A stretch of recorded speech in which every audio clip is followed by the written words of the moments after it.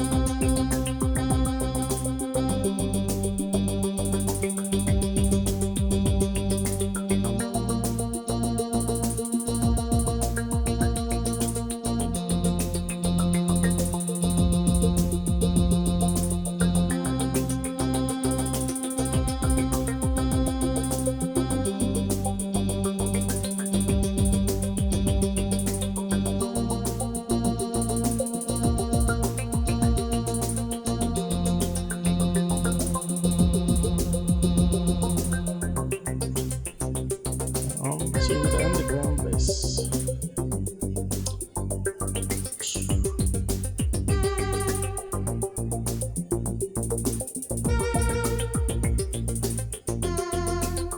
Going down.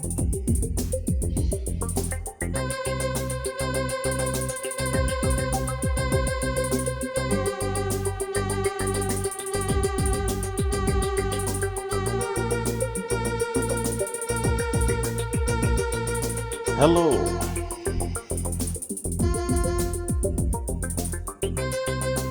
Good to be back for another live stream. So I'll just click on the desktop. Of course, Google's changed a few things. I've had to make the chat box bigger, as you can see.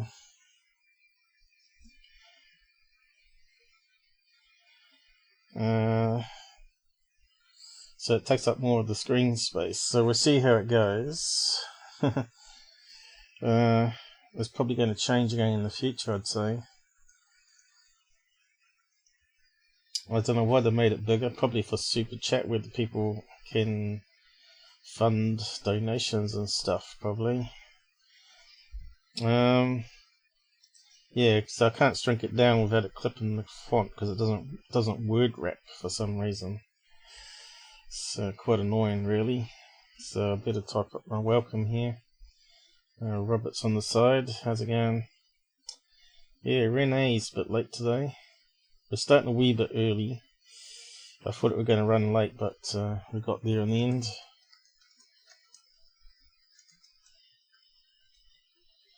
We've been setting up last night the Facebook group a wee bit better. So if you want to come and join us on Facebook, I'll post the link in a minute. Robert will admin it, as well as I. So today is Sunday Debunks and catch-up time.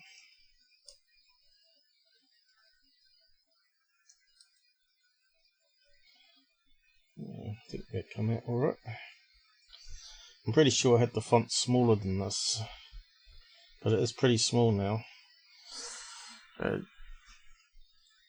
But you can see I've got a ton of tabs to get through. So yeah, I might have to expand that so I can get to them. Shame you haven't got 3 size systems. So it just goes across that top bit there.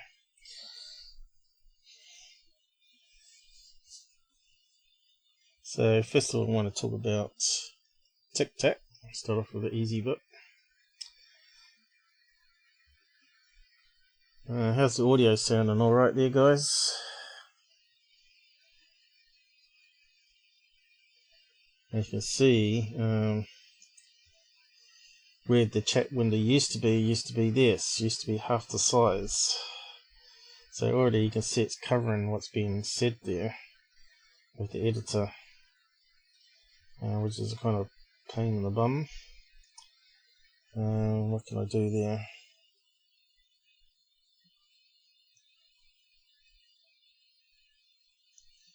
But that would cover probably the video chat. Maybe bring it in a wee bit. Google, you made a mess of things. Why didn't you have to do that? Okay.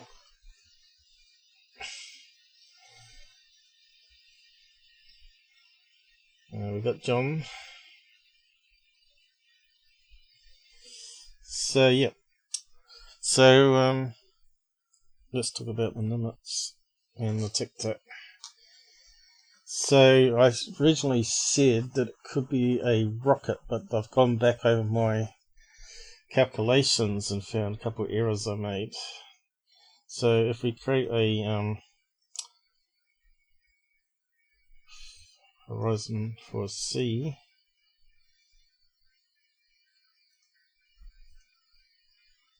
and we need a ship for it. I don't think we've got a ship in the set here. Have we got a ship in the list? I don't think so. Because it won't stay down, will it? Come on.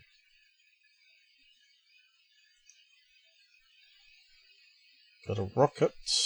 Well, we need that at some stage. Plane. Wonder how we add more to this. I was going to figure that out sometime. What can we use for a ship? Aircraft carrier. Maybe a folder. That'll do probably.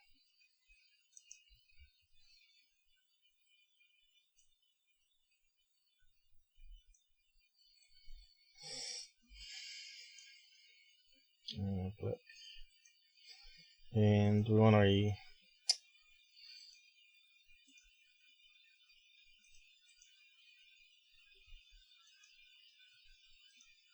rocket. That could be the TICTAC. So apparently this went from, I'll draw a line,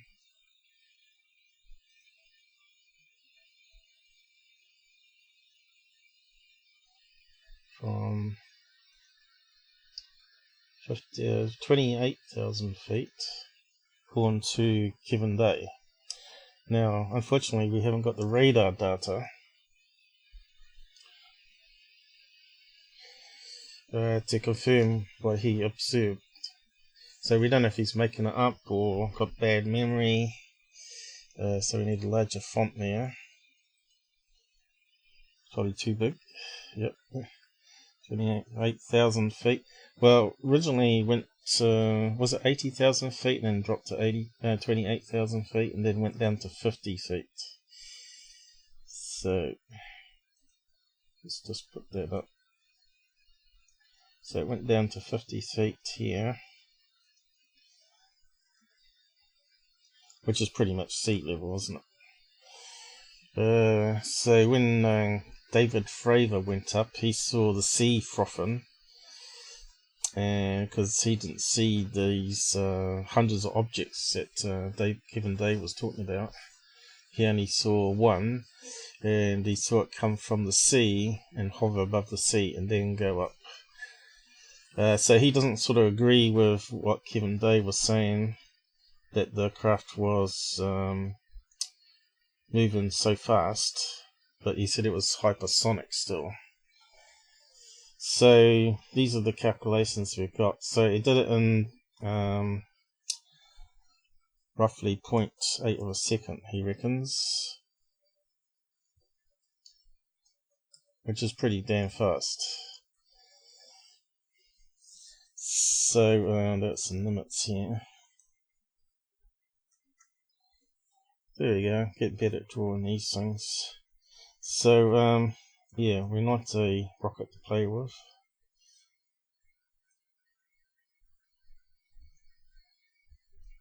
So that dropped from hovered for a wee while, and then shot straight down to sea level in under 1 second, which is quite amazing. So what G-forces does that work out to be? So I found this calculator. I might have to expand that a wee bit, guys, so I can't see your chat. So there's some calculations I've done. So 28,000 feet per second equates to 8,500 meters per second, which works out to be miles per hour is 19,000 miles per hour, which is quite amazing. So that means the Tic-Tac went from 28,000 feet down to 0, traveling at that speed, and stopped and hovered above the sea, I guess, which means all that inertia had to be also stopped. So can human technology do that? It's probably unlikely. Probably crash into the top of the sea, and as you know, if you whack the surface tension off water, that it hurts. And because most things will break up in the sea. That's why they've got to parachute down the astronauts into the sea, because they've got to have like a soft impact, and even then it's pretty rough. So if we convert that now to kilometers, 30,000, almost 31,000 kilometers per hour, which is crazy. So that's all the different calculations that suits people from Europe and New Zealand, because we use metric here, and we'll just stick with the miles per hour. So we got this G-force calculator here. So I'll probably zoom into it. I'll just post it on the side.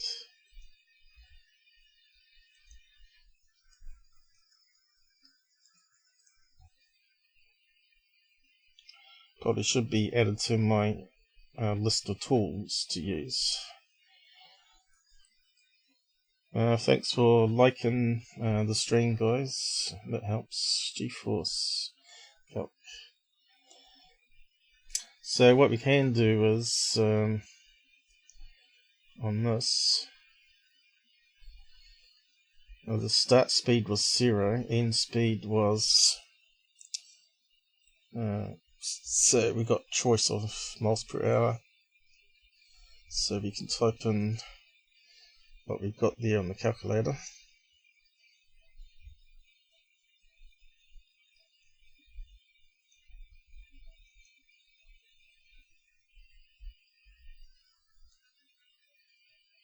And it did it in 0.8 of a second. I'm not sure if we can even type that in, but we'll see. 0.8 of a second. And calculate. That gives us 1087 Gs. So what can humans withstand G-forces? I think it can be 10 Gs. Let's have a look. As long as it's under a few seconds, which you can see that's obviously 800 times more than a human could withstand. So how many Gs? Fighter pilot. So I think the fighter pilot generally does 4.5 Gs, I think. But it can do maximum 10 for a short period before you kill them. Pilot. Let's have a look. Try that first. Okay, so the usual upper figure for trained fighter pilots in moderate G suits is between 8 and 9 G, so I wasn't far wrong. This was also covered in the Nova episode, so it looks like it was on TV. What else we got here? Fighter pilots, yes, can pull up to 9 Gs. It's quite a lot, really. That's 10 times our gravity. Imagine that weight on you. You probably have a really bad back. Probably all we need to see there. So all of these things here, we've got check posts just in case someone's got it wrong. 8 to 9 there, so I think there was 1 to 6 to 9, was there? Yeah. Oh no, misread it. So it looks like 8 to 9. They've got another ones here, acceleration. So yeah, so that means it's got to be pilotless, like a drone, or it's got to be some sort of advanced science that we don't know about yet, which puts the people inside a anti-inertia bubble, I suppose you'd have to call it. Gravitational field doesn't affect you. So to you, your G-forces are relative to the craft rather than external to the craft. I suppose that's how you'd see it. So this kind of makes it easier with the calculator, but you can see you can plug in different values here. Just makes it a wee bit easier. But it says 1 G is equivalent to 9.8 meters per second squared. So next thing I did is, we can close that one down now.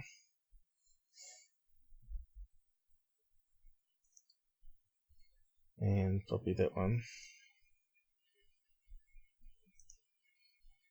And then I found information on rockets. So if you type in how fast does a rocket need to go to escape Earth's gravity? Okay, so what's the maximum speed there our rockets are doing? And you can see here it's talking about at least 7 miles per second, about 20,000 miles per hour. So it's actually faster than what the Tic-Tac was doing. However, it takes a long time to accelerate to that speed, and you do it gradually, so the G-forces are not instant, like in a second, it would kill you. But if you slowly get to that speed, same as you do in space, right? The G-forces are far less, but it takes you many seconds to get to that speed. It's like 50 seconds or whatever, with the rockets firing constantly all the time, because it's constantly accelerating. It's like having your foot down on the car and you're gradually getting faster and faster and faster. So that's the only way humans think. So it's not beyond our capabilities to build craft that can go 19,000 miles per hour, right? So the Tic-Tac was doing that, but it's beyond our capabilities to be able to do it under a second, because it takes time to accelerate. And I found this bit here on missiles. Most supersonic missiles travel at the speed between Mach 2 and Mach 3, which is only 2,300 miles per hour. So when I was saying missiles should be able to do that, it can't get up that, can't do that in 1 second. So if you type in that, convert it to feet per second, it can only do less than 3,400 feet per second. So that makes sense. Not 28,000 feet. So in a second, it's only done, what's that? 1/5 the distance. Is it 1/5?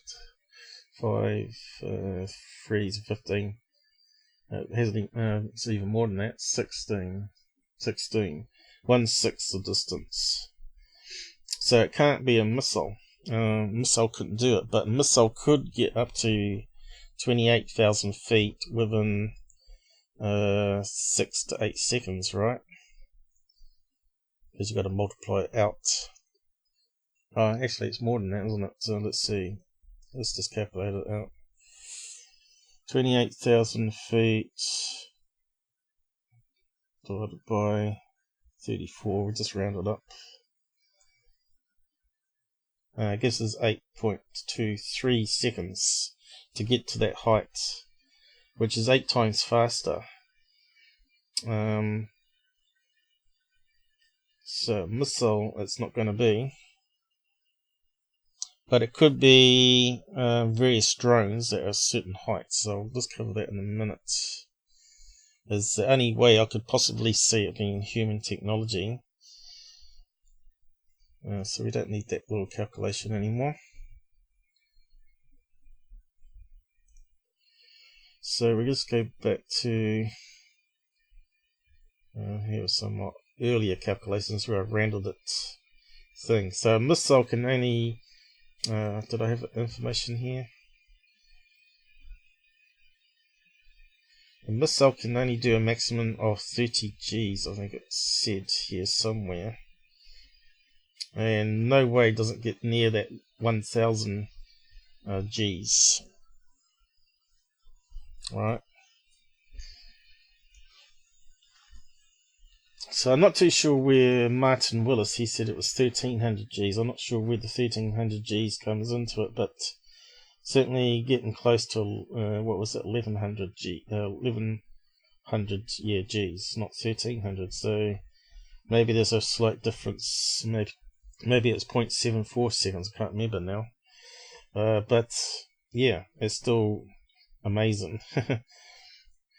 Still beyond our capabilities even today. So we're talking about back in 2004.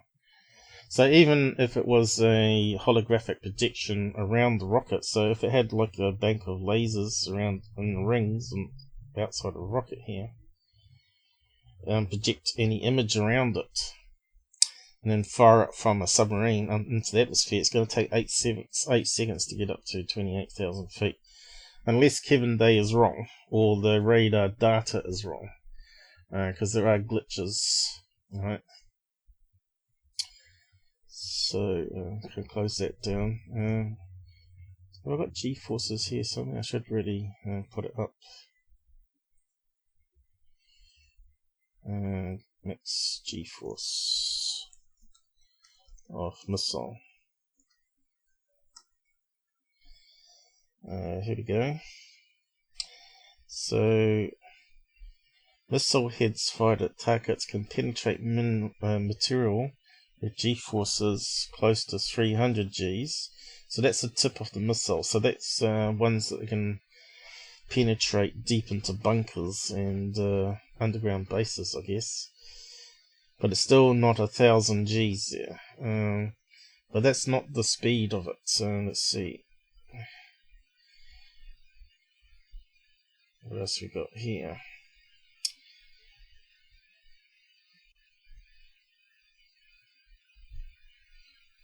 Whereabouts did I get it?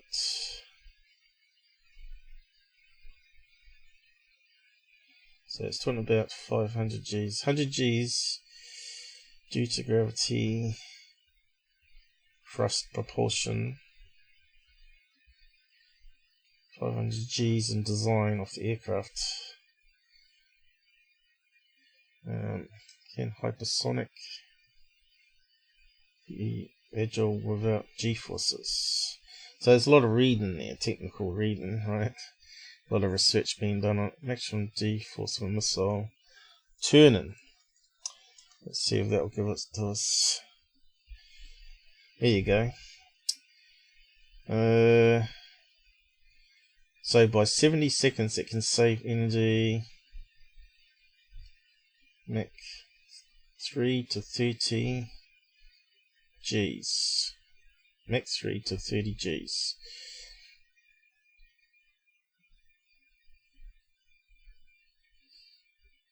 So it just makes me wondering what kind of metal materials that they're going to invent or may have invented, that can make a missile strong enough so it doesn't snap in half as it turns towards the target or whatever. It might going straight up, of course, like UFOs do, like the Tic-Tac does. It's only a vertical G, but as soon as you start turning it, you got the G forces going this way, but it changes the center of gravity, as they call it, and it will snap at the pivot point, right? Remember I talked about that with David Adair's Debunk, saying that back in his days in the 70s we had far less materials to withstand those G-forces. He certainly wouldn't have invented it as a 17-year-old kid in his garage, right? It would have to have advanced material science to withstand the G-forces on turning. So what could happen is, the only way is to have hundreds of drones in the air which can cloak and decloak, right? So if I create a new image, well, actually I could probably use that one. Paste a new one. So if you had rockets at different, why is it not working? Alright. If you had drones at different heights that had ability to cloak visible light as well as radar, if you did it like a sequence of patterns to fool the radar system, where one blinks out, the next one turns on, and so on, it would look like a single object coming down. That's probably the only way I can sort of debunk this as being a rocket with maybe holographic decoy technology, so you can't see what it actually is. So you can project a box or sphere and around it, and of course all that is hypothetical, technology, but you can bet they're working on it, right? So yeah, so David Fravor didn't see hundreds of Tic-Tacs though, he only saw one and chased one. And then you got the other one, the gimbal one, where they're saying, oh, look, all of them in the air. So could it be some sort of crazy surveillance technology from another country? Some drones with some special materials and engines on it that can go faster than even the fastest rocket can. I can't discount it completely, but it seems far-fetched to me. So yeah, I think that sort of nails it in the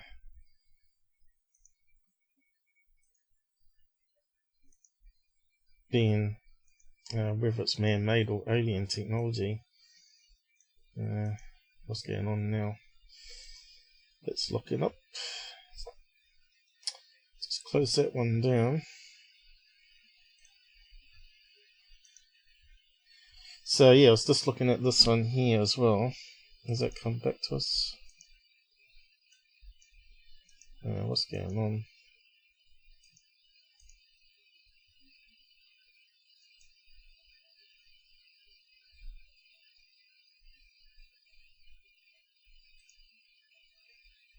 So it's got all my images from last time. Oh, why can't I get to the close button on it? So that's Google's fault for mucking around. It was all sweet set up before, wasn't it? So how long does it take the space shuttle to get to Earth's orbit without killing the passengers, obviously? And the answer is approximately 150 seconds. So that's travelling at 17,000 miles per hour. So it's close to the 19, you see. 19,000 or 24,000 miles per hour the Tic-Tac was doing. But it takes quite a few seconds to get up to that speed. So it says here it will be right. So if it's traveling at 3,500, they're saying, but it's accelerating, it will be traveling at the speed of 17,000 miles per hour in 6 minutes. So it takes 6 minutes for the space shuttle to get even close to the speed of the Tic-Tac without killing the people inside. And that means it only takes 32 seconds more to reach an altitude of 62 miles. Where's the edge of space? I think it's about 100 oh yeah, it says here 100 kilometers. How long does it take the shuttle to reach altitude of 100 kilometers?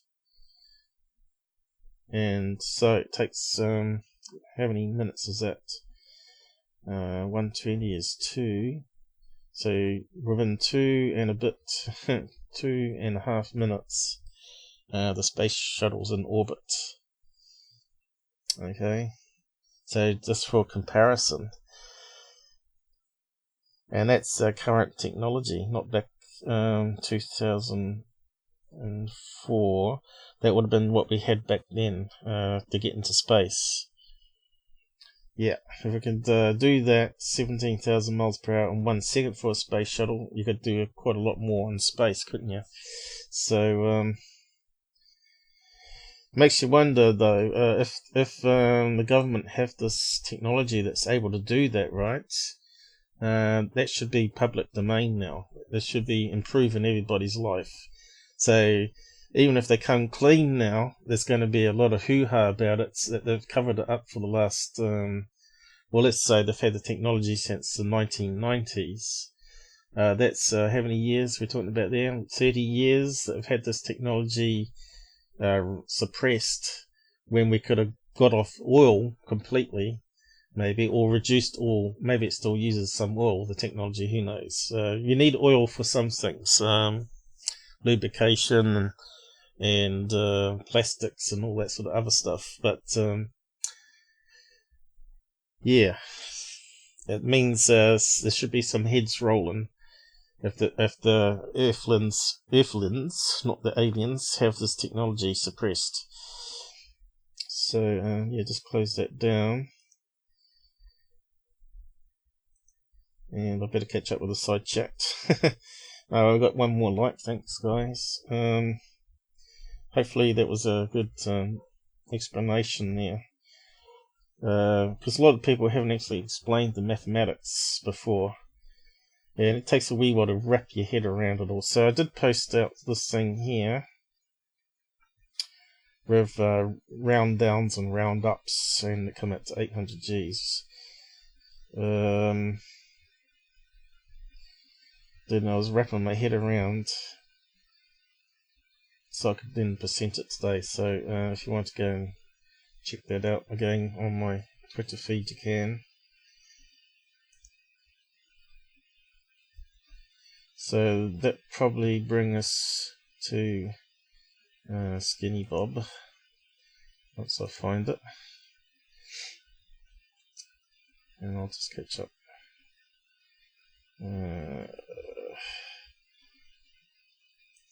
Alright, so I was meant to be talking about my social page again. I really should add it to my links on YouTube channel, because I got my fan page, but the fan page will link to the thing. Let's see. So I got this backup account called BitTubers. It's a new alternative video site, and it's already got 40 subs on it, and it's a bit like BitChute,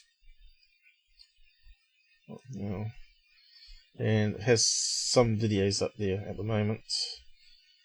Hasn't added this one already, has it? 89. Why is it not loaded down the images though? Hang on, let me just refresh that.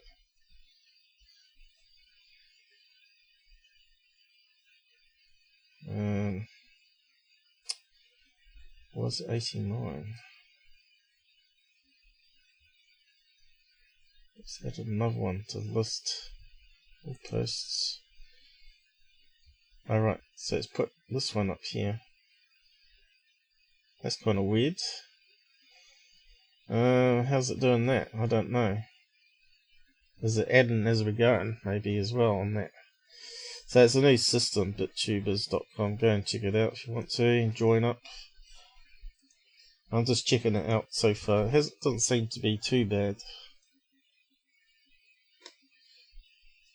Anyway, I better catch up with you guys on the side.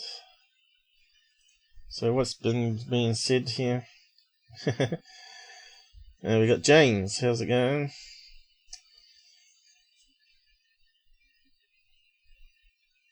What's he saying? What's James saying to say FFS? Renee.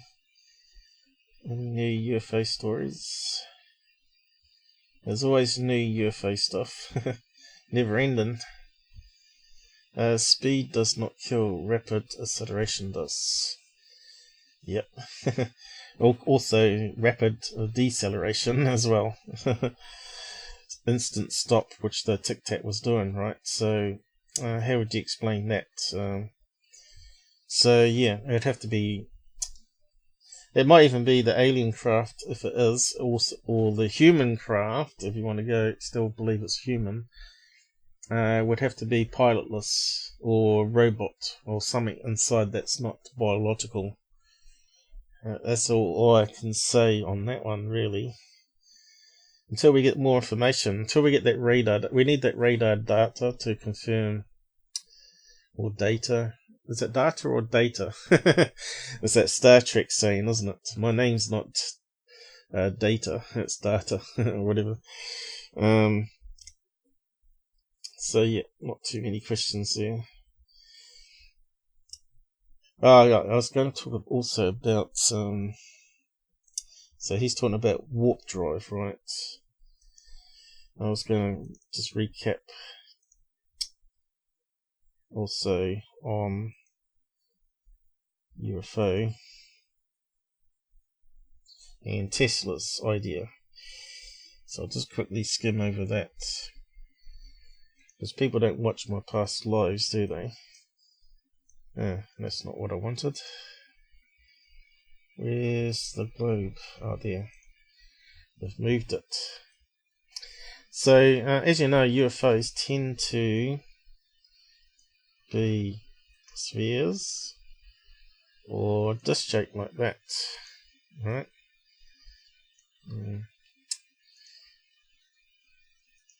Let's bring that down a bit. So they're also said to be spinning, so they spin around.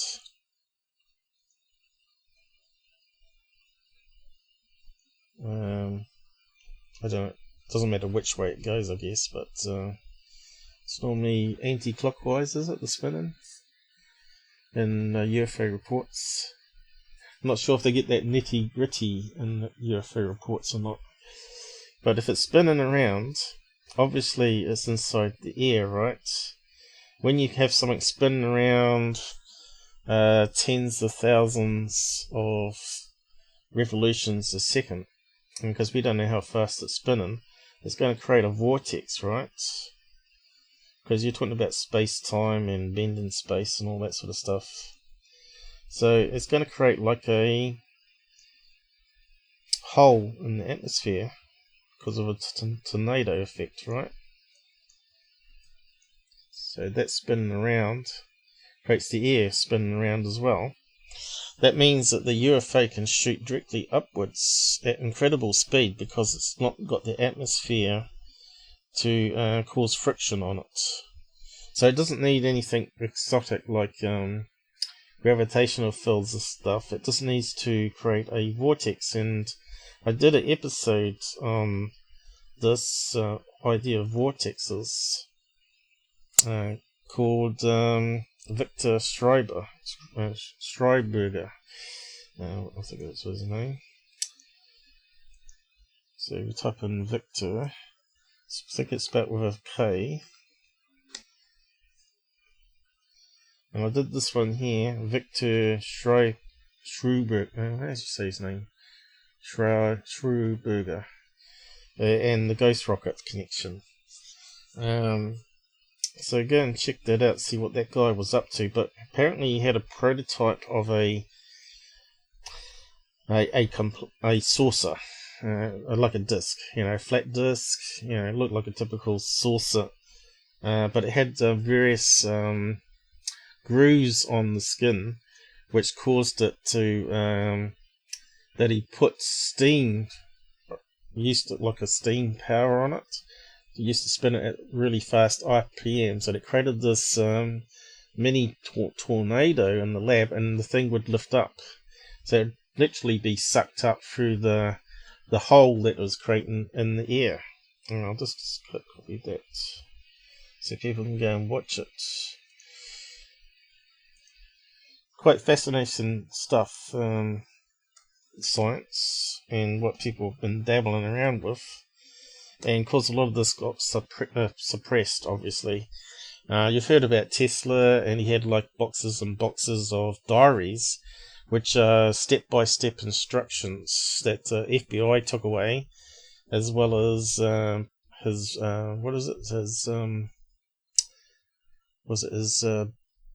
not brother, but something else, uncle, who had connections with the Trump administration. Well, Trump's granddad or something. But yeah, so we went into all those diaries, and I saw the step-by-step instructions of the experiments and the conclusions that he found. And that would be like way better than the patents, because the patents, he's got a lot of patents up, but no one knows what he was doing because they're like block diagrams. It's just like a flow chart. It doesn't tell you the actual mix this ingredient with this ingredient to produce this material or whatever, or metal or whatever. So it's quite fascinating stuff. What are these guys saying now? No sonic bomb could be a clue. Yeah, so that's what I'm getting at. If you're creating a hole like a tornado effect, right? You ain't got you got no wind fraction resistance, so it's not going to create a sonic boom. And if you do that in the sea too, they're talking about it frothing up as it comes up. It's literally creating a space around the craft, because if you got it spinning so fast, even if you do it somehow with electrostatic forces, right? So if it's got some sort of field where the air gets attracted to it, or the water molecules get attracted to it, it's going to create a hole in the water, so you ain't got the friction. And if you can produce that field far enough out, so it makes you wonder, if a plane gets too close to this, will it get sucked into the vortex? So there's a lot of stuff in science that we're yet to figure out, how these craft, or drones as they said they were, alien drones, human drones, who knows, actually work. Now, Tesla was mucking around with high voltages, and he discovered, as you know, he's creating lightning, which he called a spark gap. So he created this thing called a spark gap, and he found when he released a lot of energy across two metal points that it produced a invisible energy wave that would hit him in the chest and knock him on the floor. Now, this is from some diaries that this guy managed to track down from I think it's that museum. Is it in Ukraine or somewhere like that? Is it Ukraine? No. What's the location of Tesla Museum? I need to look it up. John probably know. What's going on here? It's looking up. Tesla Museum. Well, apparently they've got a few diaries there, but they got 40 chests with diaries in it, so they managed to get some of his diaries, but there's meant to be like 100 of these chests still missing, with probably all the other good stuff in it that he's managed to figure out. Tesla Museum. Whereabouts is it? What does it say? Oh, Belgrave. Here we go. So they've got 40 of his chests, I think it is, or 38 or something like that. But I did an episode on Tesla, which I keep talking about, but if people watch it, then they understand what I'm getting at. Now, people call it pseudoscience, don't they? You notice that when they talk about who invented AC, that Tesla is never mentioned on documentaries. They're sort of written them out of history. Why? Is the question. So if you type in Tesla on my I got it wrong. Spelled it wrong. Tesla. I got this documentary. I did it a while ago now, 2 years ago. And in there, I talk about midway. I talk about the experiments that he was working on.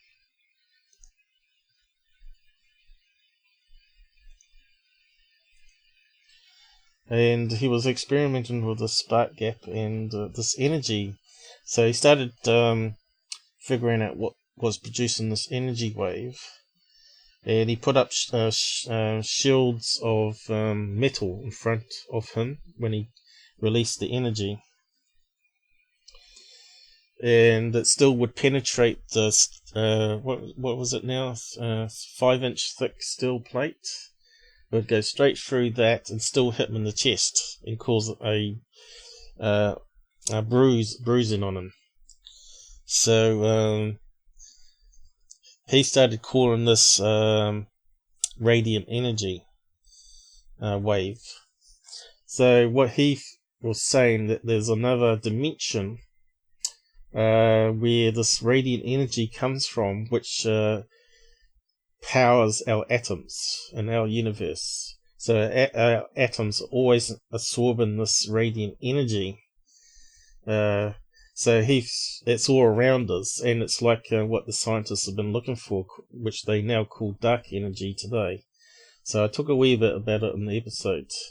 So if I get rid of the tornado. So yeah, dark energy comes in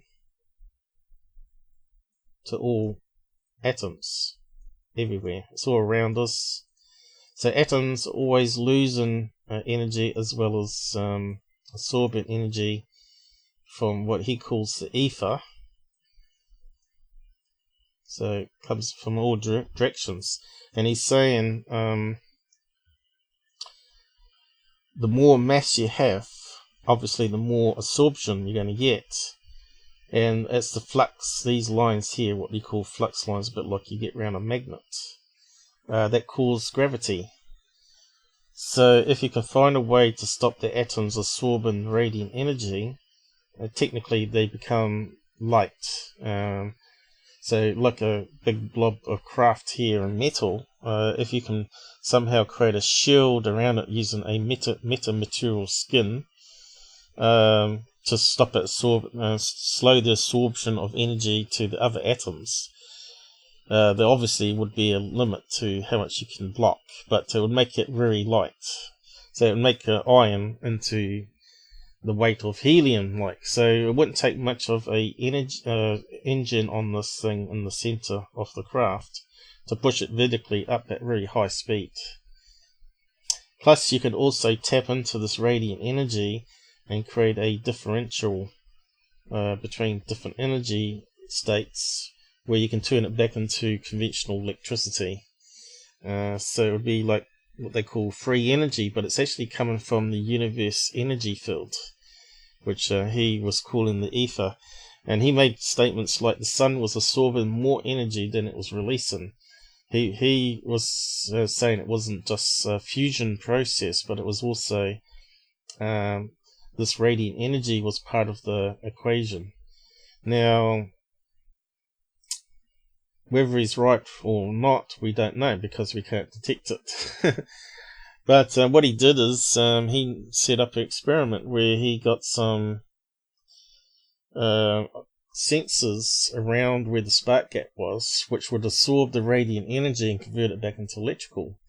And he found that it released more energy than did to create the spark in the first place. So you'd create a spark from 100,000 volts from a regular power supply from the hydrodam, and it would absorb into his collection array, which was around the spark gap, and convert it back into AC power, and then convert AC power to DC and charge batteries and all that sort of stuff.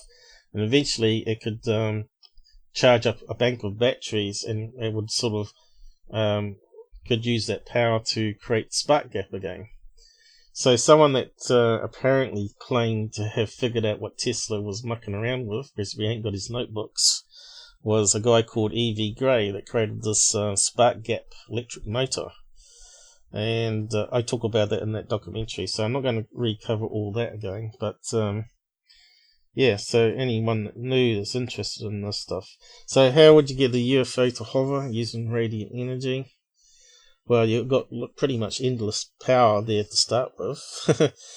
But yeah, if you can sort out some sort of skin, somehow charge the skin off the craft, and it will maybe block the energy coming into the craft, and then make it super light, and then you can just whisk it around any direction you want. So it doesn't need space-time or bend in space. And if it's spinning, it's creating vortexes. So I can see how it could be done, just using that line of thinking for science. But everybody's gone with Einstein's idea, and often I keep bringing up stuff where Einstein is wrong, like the recent Hubble thing saying they detected something that was moving in space 5 times the speed of light. So that sort of breaks all Einstein's equations, and as you know, I don't think space-time's correct, because that allows for time travel. That allows you to go back in time, but as we know, time only goes forward. We've got no way of going back in time. Of course, then you got all the crazy things that you age slower when you travel near the speed of light and stuff, and all that relativity, what I call magic, mumbo jumbo, nonsense. I like to think of Tesla was more of a practical guy who did experiments and figured out stuff. Maybe he didn't understand it all. He certainly worked with Einstein. Einstein and him were good mates. So until Einstein decided to go with the quantum mechanics route, Einstein then fell from Einstein as a buddy, because Einstein actually liked what Tesla was doing, and he actually liked the idea of the ether, which fixed a lot of problems of energy wave propagation and all that sort of stuff. And as you know, if you're into UFOs and paranormal, we know that there's some good evidence of apparitions and stuff that seem to pop into our dimension. There was a show recently with Ben Hansen, who's ex-FBI. If you think he's faked that footage, I think you're crazy. But they call it an apparition of a lady that was walking in the hallway, and you could see through her. And he was the only person on site at the time, and he was in the van watching the monitors when it happened. He ran in there just to make sure no one was snuck in the property. But yeah, you can see the woman was passing behind solid chairs and stuff. So it wasn't a reflection on the other side of the lens. So yeah, this could explain this ether, which is another dimension where energy exists. And maybe somehow it's like a memory, like it plays back things, or maybe everybody has what they call a soul, this energy that lives in this ether level. So yeah, I think maybe our reality is going to be really crazy. Once it will probably make a lot of scientists go mad. They just won't accept it, you know. But I think we've got to change the way we're thinking about things. So how can I... Oh, it's moving now. If I move that down a bit, that's a bit better. So I can close that down again. Anyway, probably talked a bit too much on that now. Should go and look at the other stuff. Ooh, what happened there? Oh, John, you're not swearing. Oh, someone's using the word Trump. You're not meant to use that on chats. You know how Google is with Trump. Believe the knowledge came from aliens. Well, he's the one that dreamed. A lot of people dream and they get these ideas in their dreams. So I think it's just your brain becomes more creative when you dream, maybe. But it might be the fact that it connects into that spooky action at a distance business. So you might be connecting into this ether that Tesla was talking about, which is like a energy and knowledge storage system. Now, an energy would have information stored in the actual what do you call it, radiant energy particles or whatever. It might have trillions of bits of information. So yeah, Trump is the time traveler. He needs to return to his own time. Yeah, to keep the politics off the chat. Drive, who else we got here? Trump's grandfather got a lot of Tesla files. Yeah, maybe. I don't know if that's proven or not. That's a lot of theory out there on what happened to the extra books. But they may have got the ones on the radiant energy research and may have given America a leap start in these drones that we're seeing. So that could explain it, you see.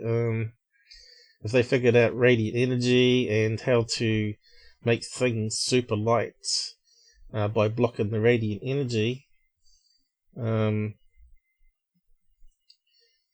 because basically you nullify. It's like an object in a river stream, right? So the stream is pushing against this craft. So you can imagine the energy is all around the object in the water. So if you've got a way to put another shell around that, which redirects the flow of water, then that object can move up and down quite easily within that gap in the water now. So which is different to a vortex, but also you're talking about something that's a bit more advanced as well. So yeah, I kind of like that. I think it kind of fits the explanation of how gravity would work. But you got these people that are mucking around with quantum mechanics and claiming they've got warp drives and bend in space, but are they really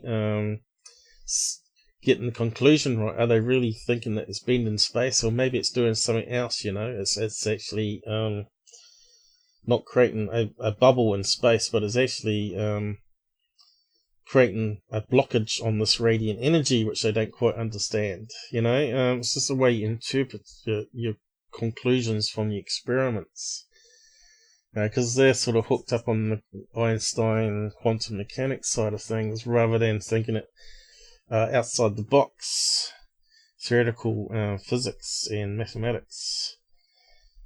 Of course, a lot of that stuff again is magic. They don't know how it works. It's like the quantum computer. They don't know how it really works. They know it uses cubics, and it calculates the thing at the end, which might not be the best answer, so they've got to run it again 12 times at least, I think it is, before they can get a collection of results, and they choose the one that's all the same to be the correct answer. So it's not going to replace playing videos on your screen, because computers are only meant to be for processing complex mathematics very quickly, which we talked about in the last live stream, so we won't go over too much on that. But yeah, this stuff sort of interests me and excites me, and I keep an eye on all different things, and hopefully you guys too. Don't get locked into one line of thinking. Look at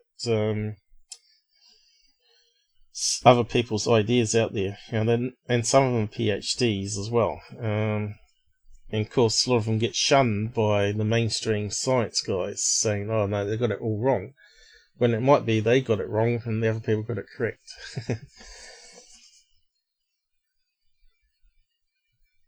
Let's see, we need to do SkinnyBob now.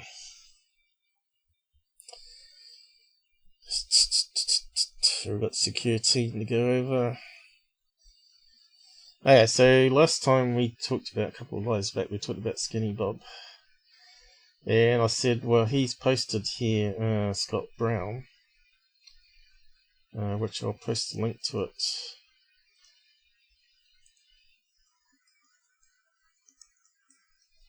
Because I never analysed the video myself. There's a lot of experts that I trust have done all that already, and they said it's a forgery. Was good enough for me, so I didn't want to waste my time analysing it. Because when I look at this this video, have I got it here? Is that it there? I've got lots of links, you see. OpenMinds talks about it here. So here's the original video, I guess. Is that the full one, or no? That's this one clip. Apparently, the person was meant to have filmed 4 things: the UFO flying, then UFO crashing, and then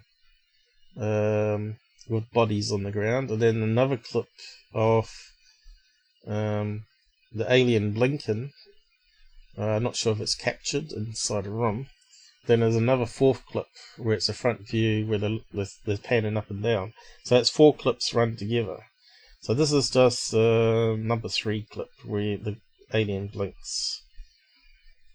So so this goes into a lot of detail here, which I'll go over quickly.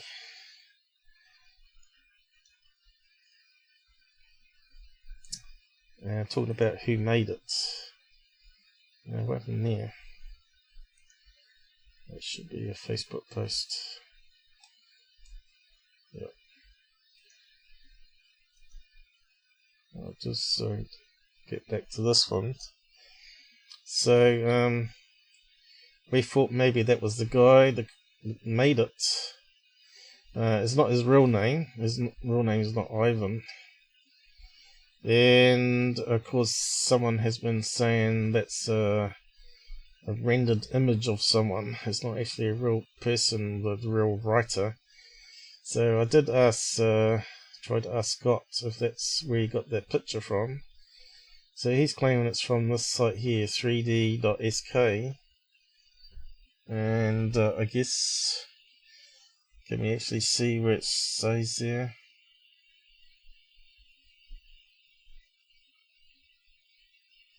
8 megabytes. So it's saying it's a photo. It does look like a real person, doesn't it? But the deniers out there saying it's not. It's fabricated. It's not the actual coder. So to me, it doesn't really matter about who actually did it or actually filmed it. What matters is what's in the video. And is there any errors in the video which points it to being manufactured? So I think down here someone asked Scott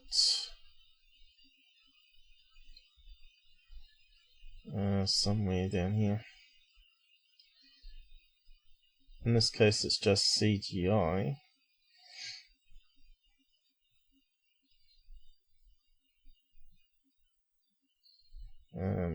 I hate Twitter where it does the tree structures.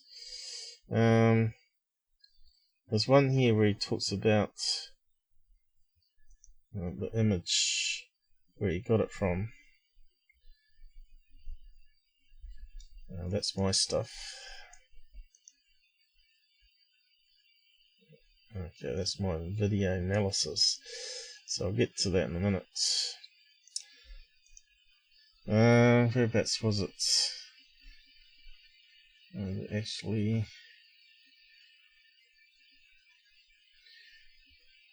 but he said it's the real guy that he got from the site.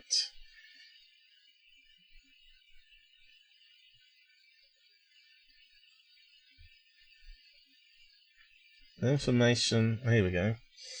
The information in the graphic with the picture of 3D graphic artist who created it, he was also a game designer that was hoaxed. So that's what he's saying, but he hasn't provided links to it. What else we got here? Here are some of the inconsistencies and shady beginnings of the video. Well, really, has anybody tried to debunk the guy though? Here's over the models. Has he handed over the models or shown he has the 3D models? So it's a very good question. I'm going to look into it. The account was posted 4 videos, which is what I was talking about. Ivan135.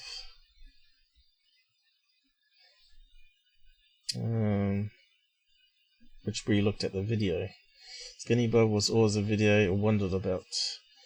So yeah, I posted a link there anyway to Scott's feed there. You have to be a member of Twitter to actually read it all. So we get to the video. I'll just bring it up again. SkinnyBob.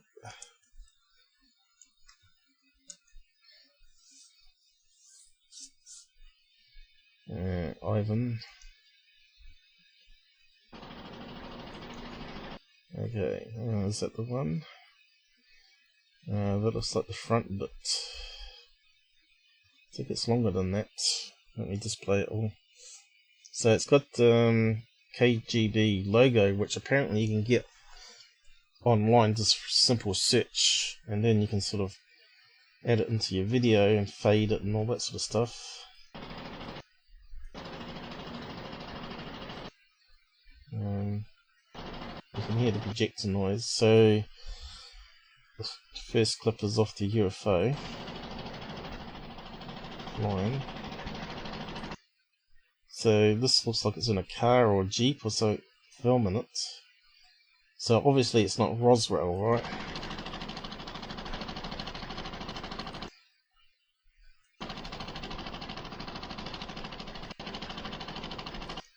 Still flying. And we got a close-up of it. Remember I talked about it looking like a kettle bottom stone. But to me, yeah, it could easily be a 3D model, right?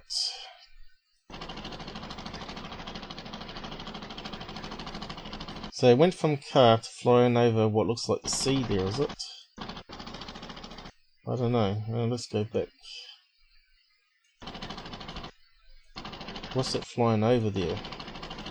Houses.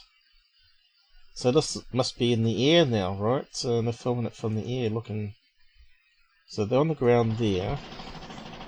And suddenly we got another clip.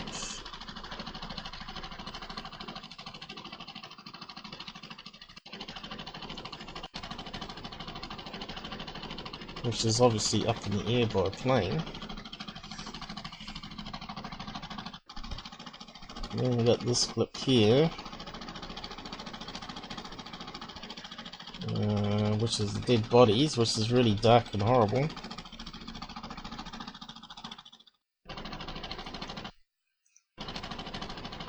And part of an autopsy there. And now we got the famous split where it's blinking. See that, where the eyelids went down? So that's very important because we'll come to that in a minute.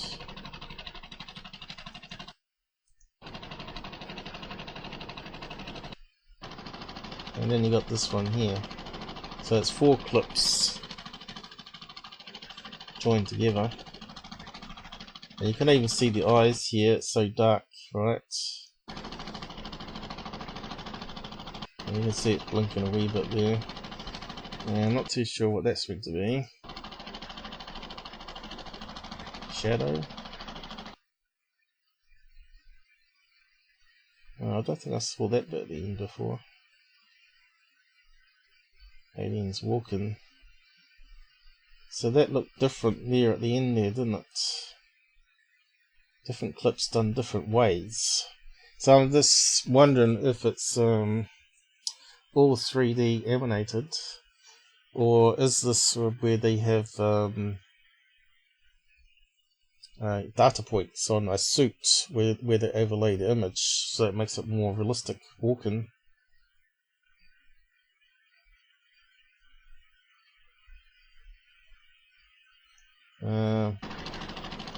So everyone's saying it's the most believable video they've seen of an alien, and it just won't go away. SkinnyBob, die, die, die.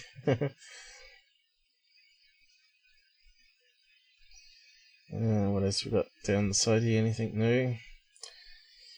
Just catching up. So I started to put it on slow motion, down to 20.25. I'm simply watching where all these fragments happens. These little blobs on the screen, obviously scratches and dust, scratch lines, but that can be done artificially with software overlaid on top.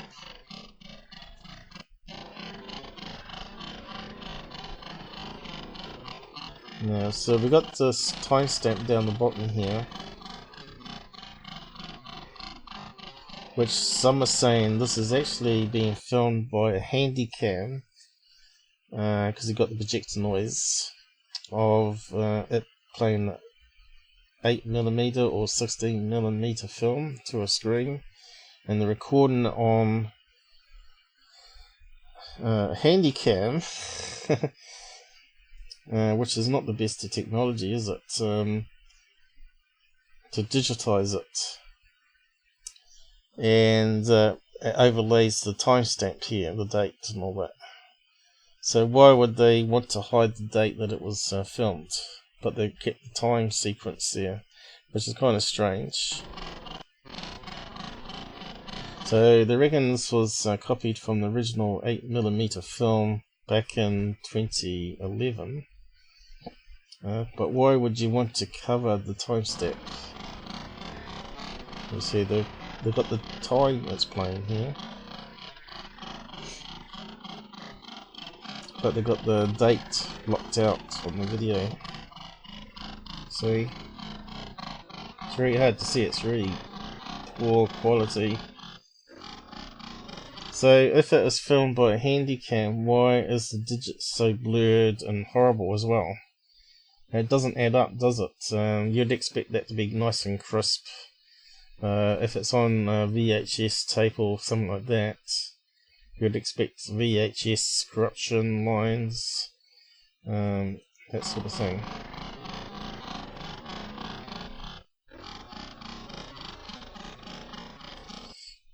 But yeah, whereabouts was it? About 7 seconds in, I was looking at the digits down here. Although this copy is a lot worse than the other one I found, where they brightened it. But you can see at some point some of this black debris, that's meant to be a hair, goes over a number, and that shouldn't happen if it was being filmed by a handycam. A lot of people are saying the number here is actually on the original film, which didn't exist back in 1950s. Numbers with zeros with slashes in was never used on computers till 1970. So these numbers, zeros, have got slashes in it to make it not appear to be like the letter O, right? So they put slashes on it to make it different. And of course that wasn't invented till 1970s. So you can Google that in and actually find that information out.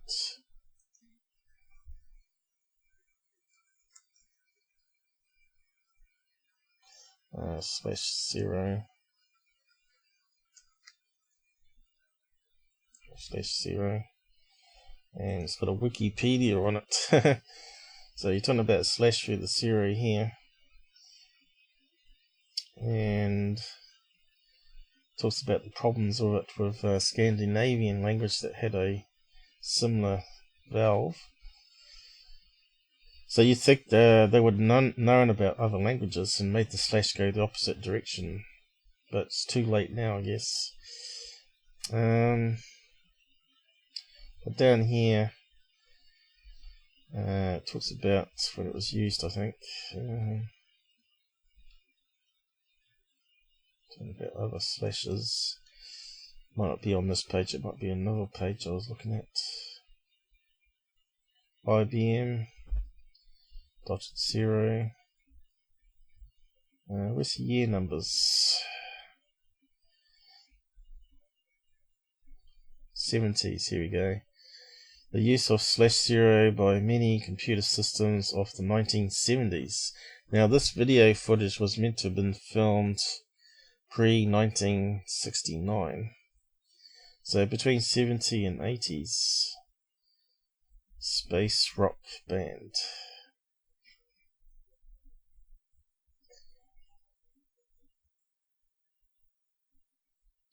And I think the character set wasn't invented till the 1970s as well.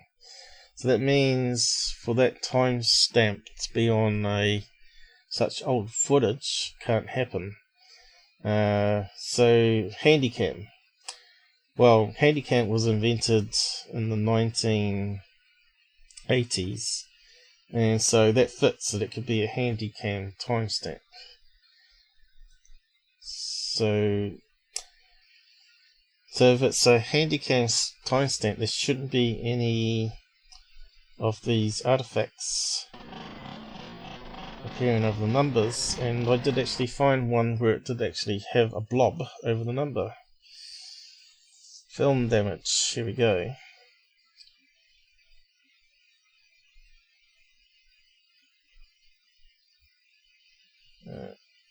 Where is it? I did a quick look. Where's the blob gone? How do I get it up? Damage over the number. It must be that one.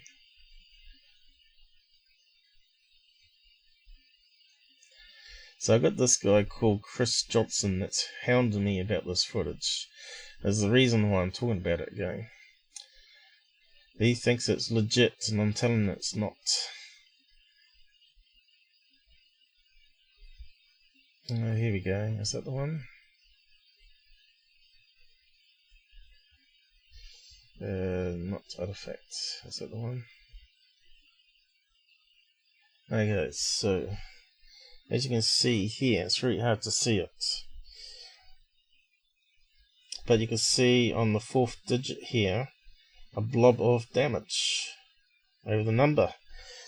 So did the guy make a mistake here by allowing some of the digital artifacts to appear over the digits instead of behind? Now the guy is saying because it's square shape that it's a digital artifact, not a film damage, and I beg to differ on that. I reckon it is a blob of something from the film, and we should be able to play it and see it again on the original footage. So you can definitely see there's something over the number there. It's number 0. 0700 says there. And there's a line going towards number 7 there, which just stops before it, unfortunately. I don't see how that could be a digital artifact, because the rest of the numbers there, right? I would expect it to also appear on other numbers next to it, as well as further down. So I don't agree with him. I think the guy stuffed up there and got some dust marks added at the wrong sequence time and didn't notice it. So if we go back to the video, We should be able to see it. Maybe.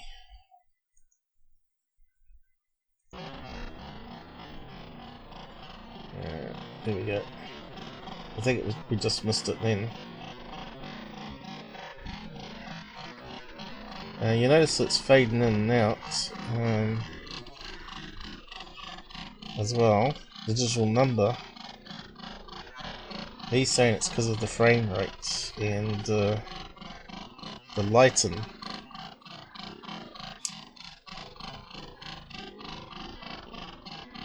And if it's being overlaid by a handycam,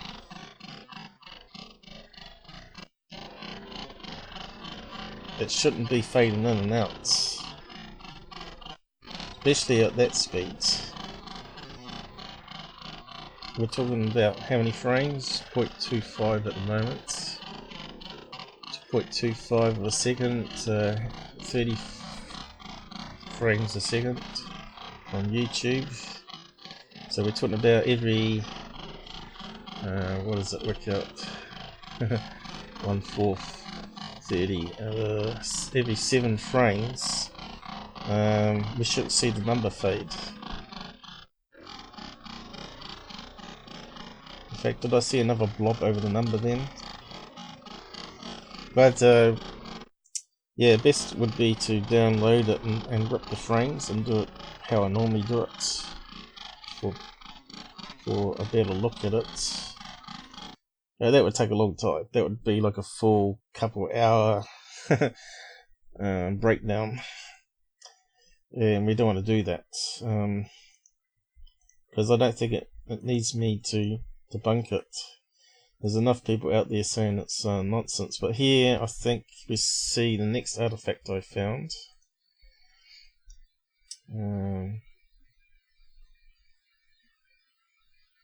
This one here, where you can see the timestamp has faded so much you can't read it almost, and you can see the background color there.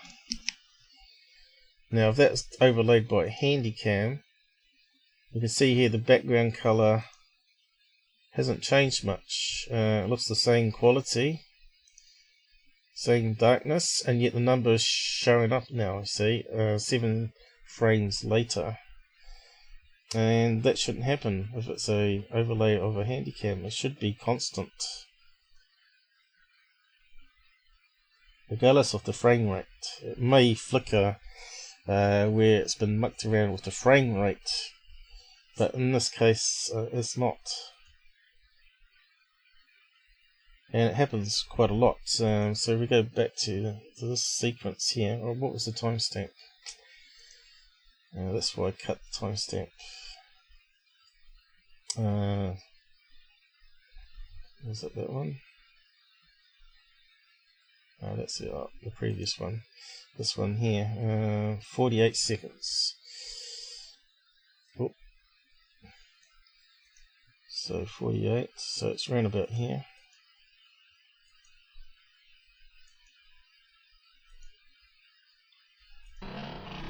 You can see the background is not changing, and yet you can see the numbers fading out. Crazy. See that? Every 7th frame. I don't think it's the flicker of the projector, and it's not the variance in the brightness of the background, because it's obviously adding a transparency filter over it. To me, that's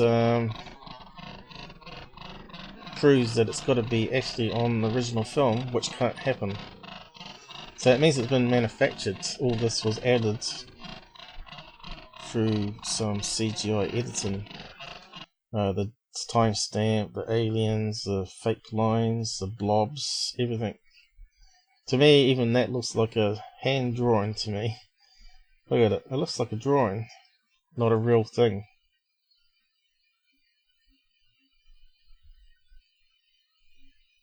You've got creases in the clothes there.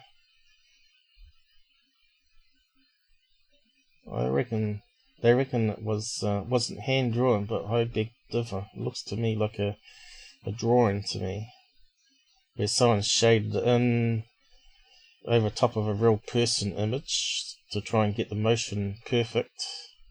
Probably would have taken them ages to do it. But I think they got the software now to do that, where you can sort of draw a base image and then overlay it and slightly change it. Especially in 2011. When did the Toy Story come out? That was like the cutting edge of animation, right? That was 1995. I remember people at my university going crazy over the footage because I was working in CAD-CAM, and I was seeing some of the stuff that people were producing, which was pretty amazing, even back on those old computers. It would take them pretty much 1 day to 2 days to 3 days to a whole week to process this one sequence on it. And of course the movie studios had the cutting edge supercomputers to be able to do 3D animations. But now we got these fast multi-core computers, which is equivalent to the old supercomputers they used to be able to do it on.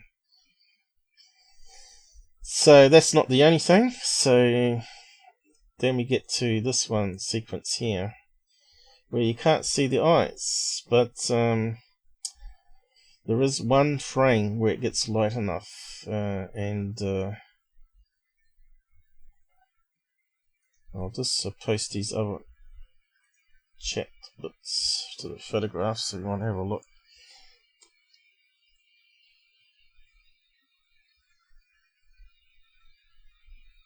I'll just close that one down. And then we got the original number damage. You can read what the other guy was saying if you want. Copy.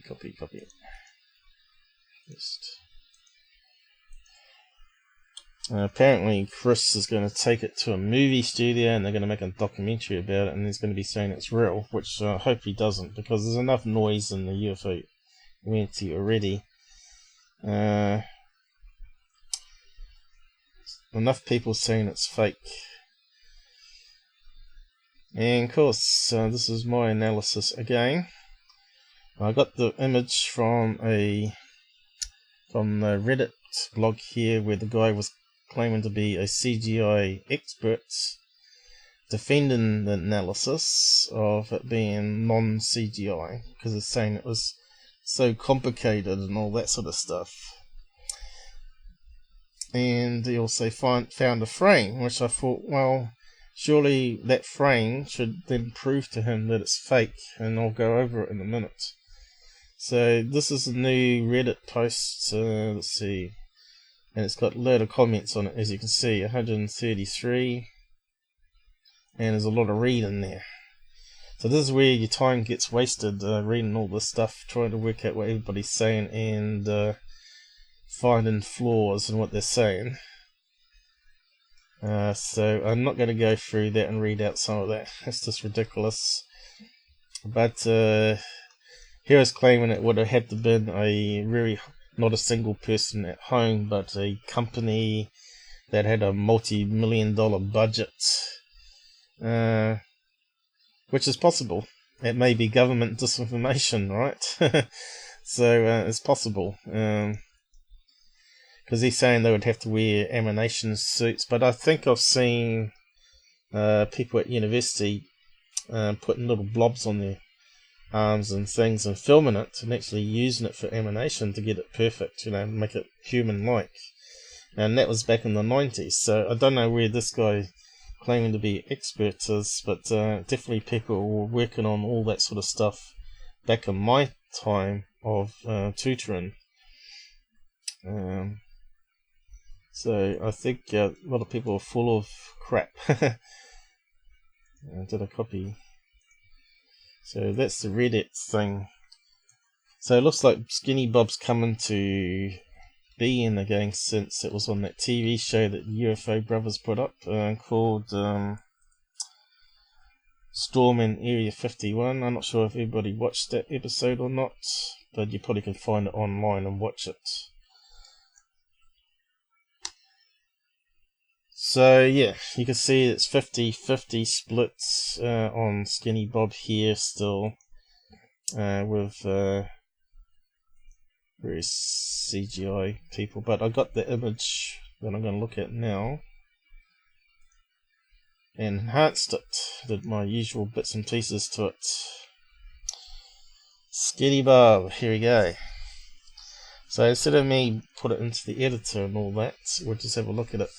So this is the only one where we can see what the eyes actually look like, and you can see straight away that the eye is actually that there, and the rest of it is skin and shaded, like it's got mascara on or whatever it is, makeup on. See, it's not part of the eye at all, it's on the skin. There's the eye there. Does everybody see that? And that's where my problem comes into it on the other frame that follows this one, before this one I mean. So they're not typical alien eyes. It's like black-eyed kids sort of thing, where they've got the black contacts over top of the regular human eye. So are we saying that there was alien hybrids back in the 1940s, 50s when the video was taken? I don't think so. But who knows? It's possible. But okay, so now we look at the footage here of it blinking. So here is it's got sunken eyes here, and hasn't got any eyebrows, but you can see that the skin of the eye is up here, and the eye is here. Means that you'd expect the eyelid to be here, right? Not up here. But if you go back to the original footage, it is up here, which is a mistake by the CGI artist. He made a mistake. So we go back to here, where it's blinking on slow motion. See where the eyelid is? It's way up near the top of the eyebrow would be. You don't have an eyelid there. See how it looks so false? Looks so wrong.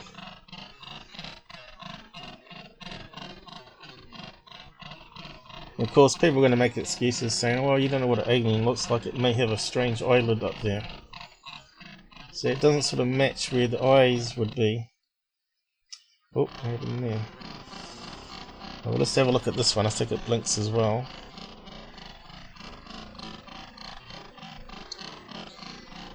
To me, this sort of nailed it for me, that the eyelids are definitely wrong.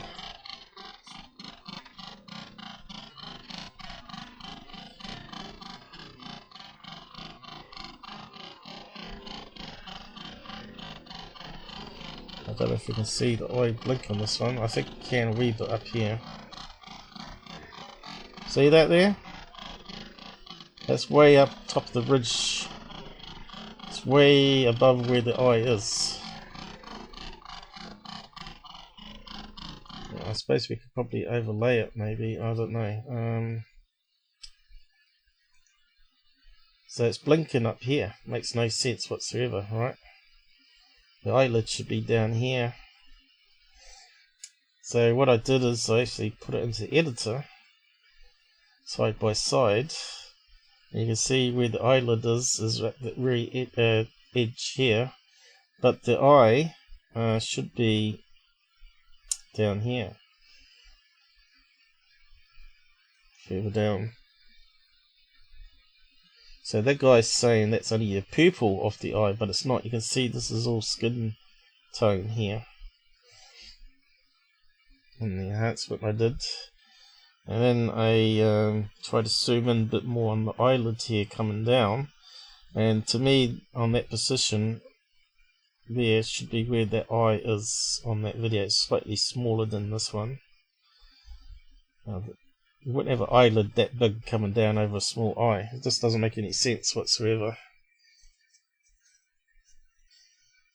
So to me, that sort of nailed it, that it's a fake footage, 100%. I don't know if you can enhance that in the editor to make it sharper. Something we probably could do.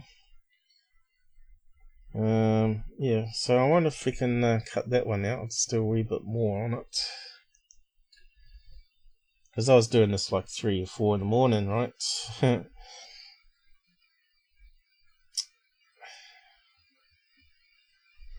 So we can only follow the evidence. If it was a real leaked UFO footage, right, that'd be amazing. But to me, there's too many problems with it to be legit footage. And yeah, if like To the Stars gave us something like that to look at, and it comes from the Air Force, saying this is what they filmed, that would be like full disclosure right there, I think. So let's see what we can do.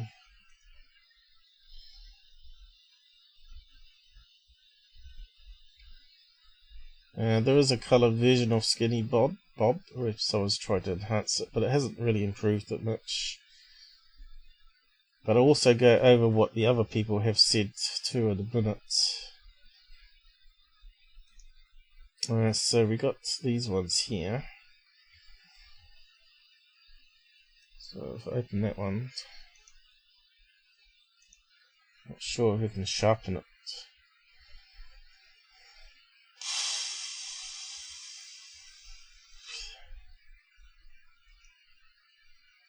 Yeah, so can we sharpen it?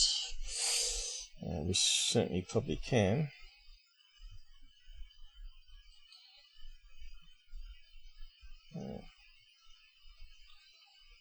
Photo.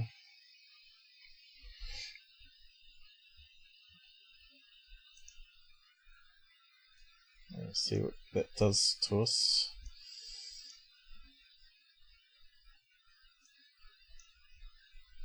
It's looking a bit sharper. Right. You can now start to see it a wee bit better. That's definitely the bottom of the eyes here. And the eyes sunken right in there. You wouldn't have an eyelid up top.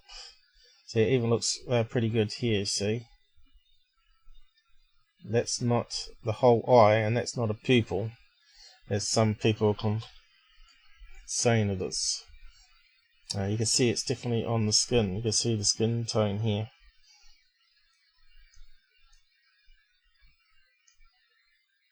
Alright.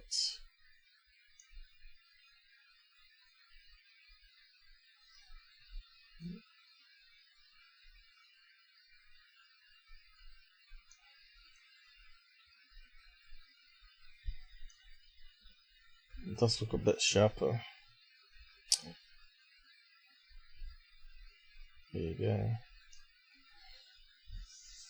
Definitely can see it's human sized eyes there. Maybe he was a bit of a gothic alien there, what they call emo, right? But emo's normally got scruffy long hair, hasn't it? Alright, so to me, that's not the classic alien grey eyes there. Big head, but normal eyes. So we lost a few people off the side there. Did they have a fit? Oh no, can't debunk SkinnyBob. Okay, who cares? Get over it. Yeah, so we want to see if we can bring that one in. So import.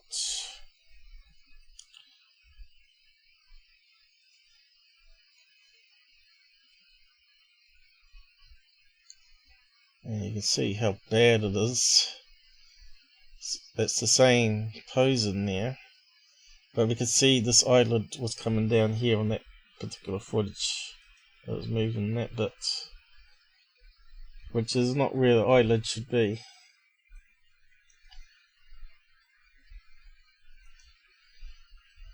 So we go from that blurry image to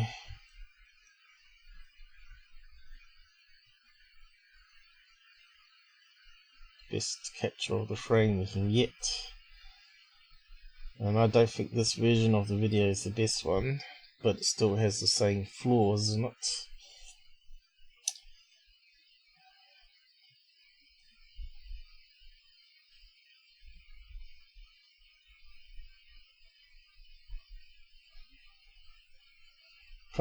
Probably I should redo the whole video with more enhancements like this, where you can see it blinking and you can see where the eye is.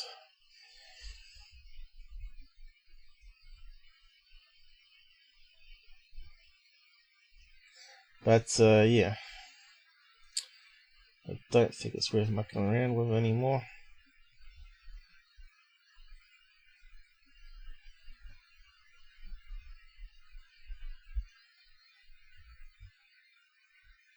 The eyelids are completely crazy. So a lot of people saying the eyelids made it believable for them, but it doesn't for me.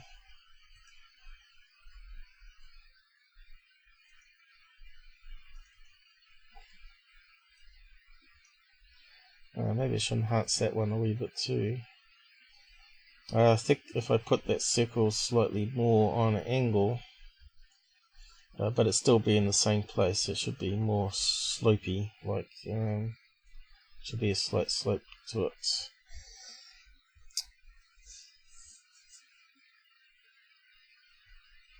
But still, the eyelid that was blinking up here and up here, it's coming down strange down this way.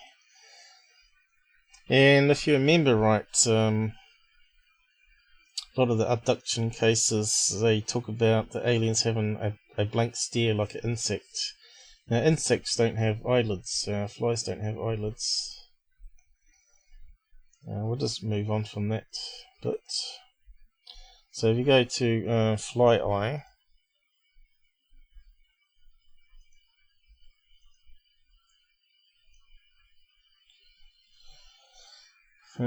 what's another good one? Fly bug eye.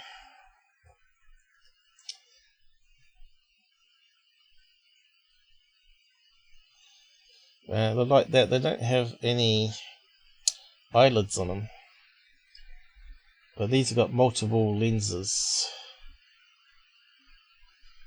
So to me, it looks like the black eyes could be like a covering over alien grey's eye, natural eye.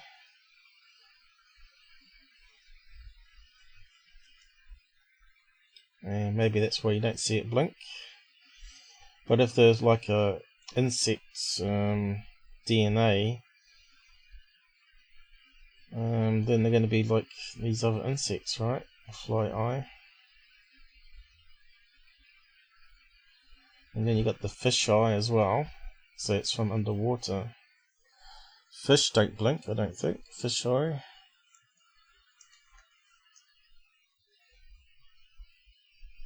As far as I know, they don't blink. You got lizard eyes that do blink, but these have got pupils. Fish eyes got pupils.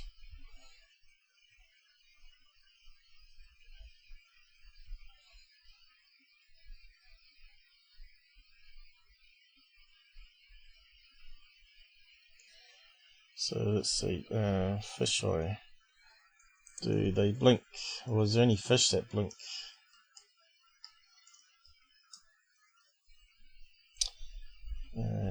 Or fish do not blink. Their eyes quite like humans. The eyes are quite like humans because they've got a pupil, right? Our eyelids, both upper and lower, are equipped with glands that excrete proper components onto the eye surface to keep it moist. So if you get a dry eye, it's really painful. So fish eyes are obviously in water, so they got salt water that's always lubricating it. They don't need to have eyelids. And bugs, bug eye.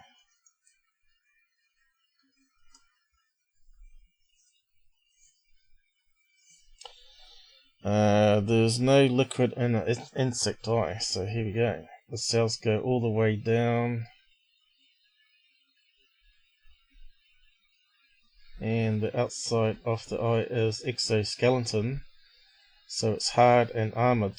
No need to worry about water or sand. So that's we've got better eyesight than us then. Because we always get pollen and stuff in our eyes, and sand and dirt.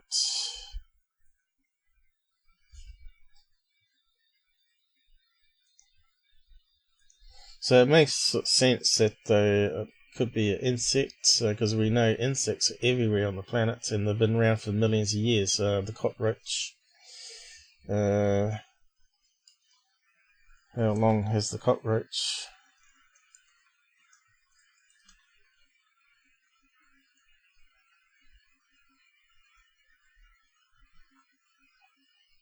Lived and on Earth 300 million years. Cockroaches have been around a long time, 300 million years. So it makes sense if aliens have been around that long that they're going to also have similar DNA to insects. So they have like a hard covering over their eyes, and it would be bigger to be more sensitive to low light. So if it's underground, and there might be like an underground insect, or maybe deep in the sea where the light doesn't get to the very bottom. And that might also explain why aliens may be living in our sea. They may have a base way down at the bottom of the sea, away from light, because they don't like light, because they're sensitive, more sensitive to light than we are. And they might even see other spectrums. They might see infrared as well as ultraviolet spectrum, right? So I'm not too sure how they got the information that cockroaches have been around. It's also said cockroaches may very well outlive humans because of their heartiness. Apparently you can cut off their heads, can't you? And the body still keeps working, and the head keeps working. I think it has separate hearts or something, doesn't it? Why have cockroaches survived for millions of years? I know it's a bit sidetracked here, but I think it's all related. Once you start connecting DNA and how long insects have been alive. In fact, insects on our planet may even be aliens, right? Who's to say they're going to look like us, be the same size as us? In fact, they might actually be flying inside. It might be little microbacteria aliens that live inside these what we call insects, which actually are the body of their little craft. But that's a far-fetched thing. But it's more likely that the insects themselves are aliens that come here on an asteroid impact, or spermia, which seeded the planet, right? The theory that life on the Earth originated from microorganisms or chemical precursors from outer space. So our atmosphere on Earth goes way out into outer space, right? Hundreds and hundreds of kilometers, and it just gets thinner and thinner with less particles in space. And of course the solar wind hits the particles and blasts them out into space, further out to space and away from the planet. So it's possible that if there was life on, say, some helium atoms, or some dirt that's traveling with helium atoms, goes into space, and then they go into hibernation, can survive no food, light for thousands of years, and then simply comes down onto the atmosphere again of another planet and warms up, comes back to life, and gradually floats down to the surface and sees another planet. So that's the basic idea of that. But yeah, getting back to SkinnyBob, there's a few other bits. Here we go for time, 2 hours already. See, I can talk for hours on this stuff. Here we go down the side chat. I know we've got rid of a few people watching now. It's probably getting late for Sunday though.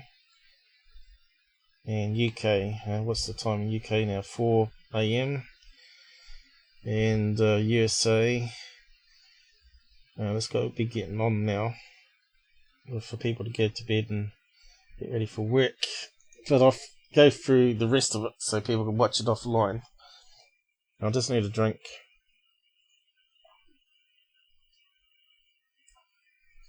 Like I said, I might have to cover some of this another time.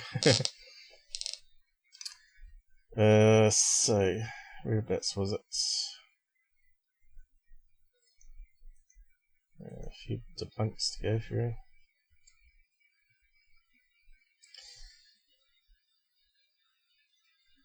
So, yes, there was a blog here which is quite interesting on a comic site where people are asking about it, the KGB alien video. I'll post it down here. Comic blog. And again, it's like 50-50 split whether they think the aliens are real or not.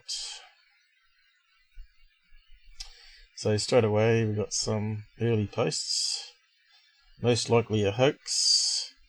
Fake footage, quality doesn't fit the time period. I'm pretty sure they're files from BPRD, whatever that is. Be cool if it's true.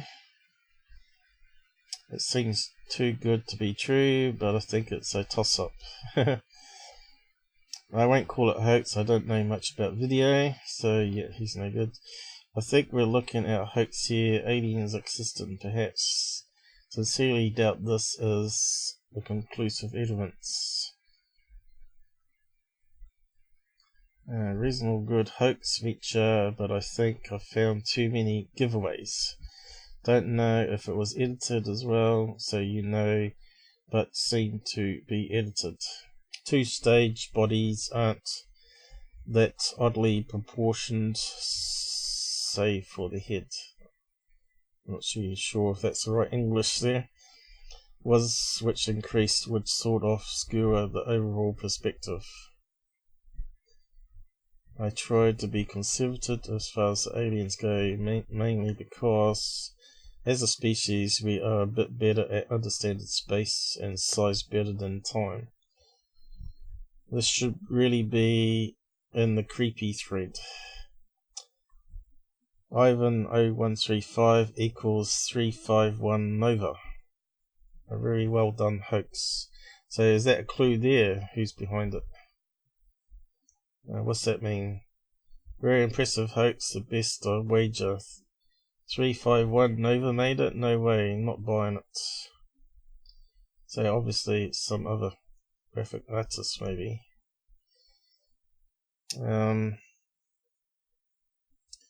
Hey Paul, it's real. That sounds like Renee. Regardless if I debunk it or not, everybody will still believe it.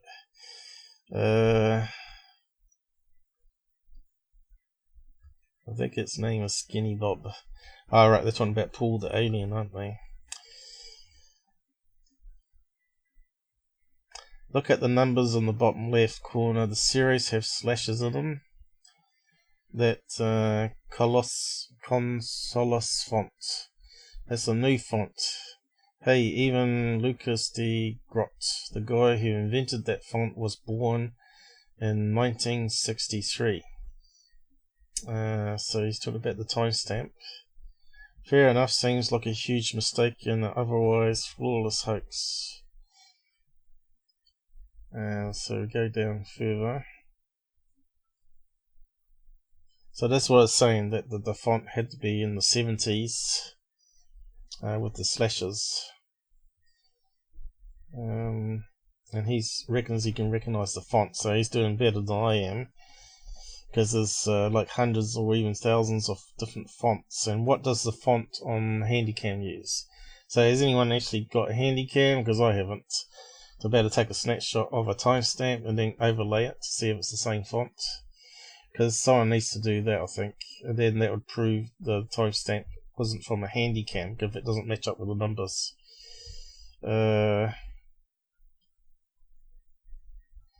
After watching the videos of YouTube, so he's talking about the 4 separate clips. The CETA one particular, something is off with the film, roll sound, and the other, someone else mentioned, I don't believe, older cameras had timestamps. That's correct.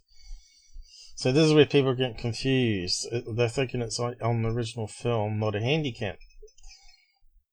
So is it on the original film or Handycam? I don't think it's on Handycam, because we're seeing numbers being covered by damage. So it's going to be on the original film. Regardless though, it shouldn't be fading in and out of that within 7 frames. Blinking in and out like I was showing before. Best hoax ever, it looks too lifelike. Did the alien wink? What else we got here?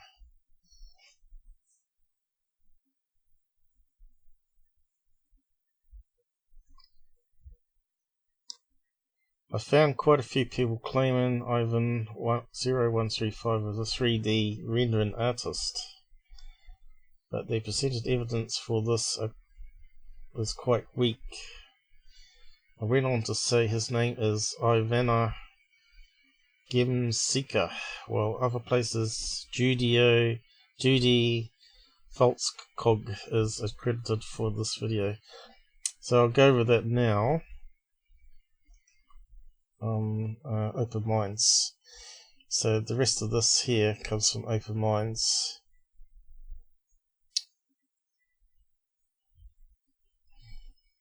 Australian, no, New Zealand here, mate.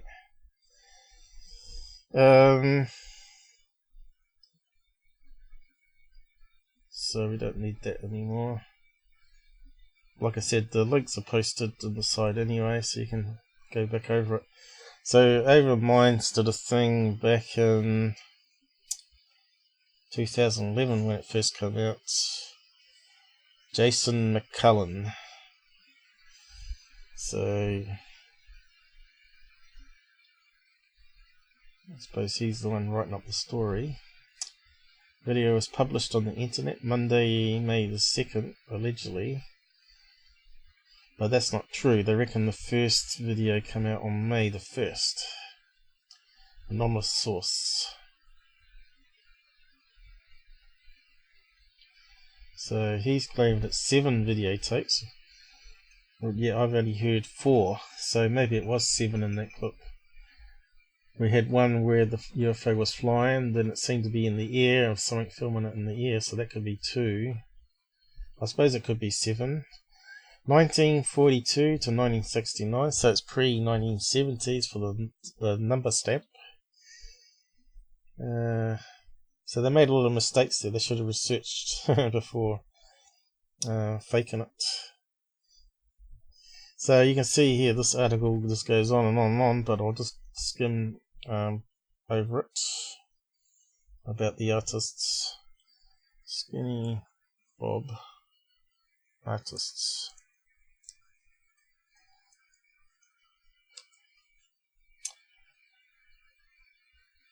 So I'll just read out some of it while I get a drink. Let's see if it works.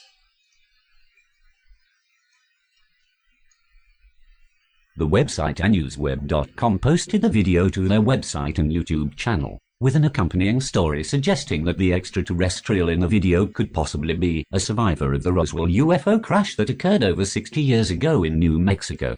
Michael Cohen, the author of this story, further states that the video is allegedly part of a much larger collection of footage that was filmed by government agents working on top-secret UFO and alien matters between the years 1942 and 1969. The Alien Disclosure Group also claims to have received a video from an anonymous source, and they too posted it to their YouTube channel and their Facebook page. But from whom did Cohen receive the details for his story? And who provided the video to these two sources? I'm just asking the guy on the side here. I've got more debunks coming. Some from Tyler's video.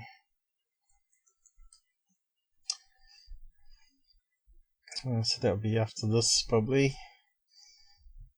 The source. So I'll just read out what it says here, so you can save me having to read all that out. Hasn't quite got there, is it? The source. Sounds like official, doesn't it?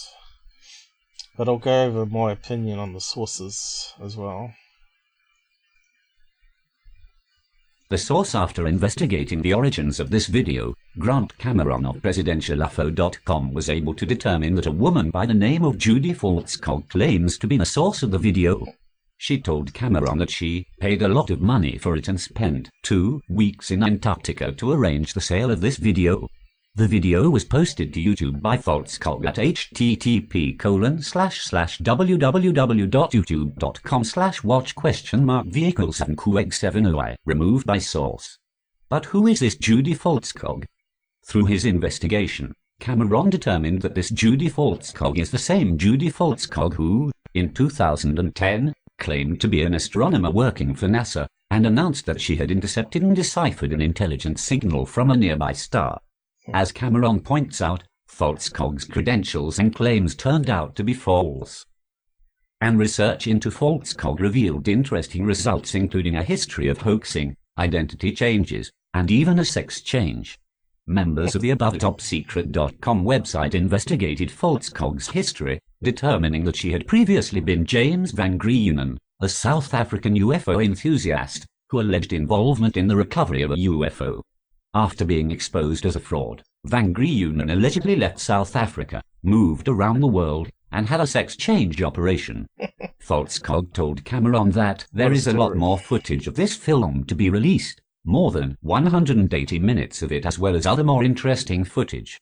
But this person's dubious background strongly supports the notion that this video is nothing more than a hoax. It also raises doubt that Faltzcog is indeed the source of the video.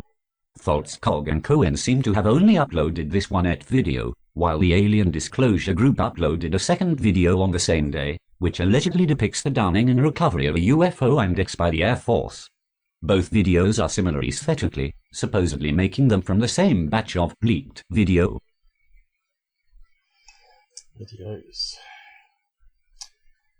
So you can see they go right into it.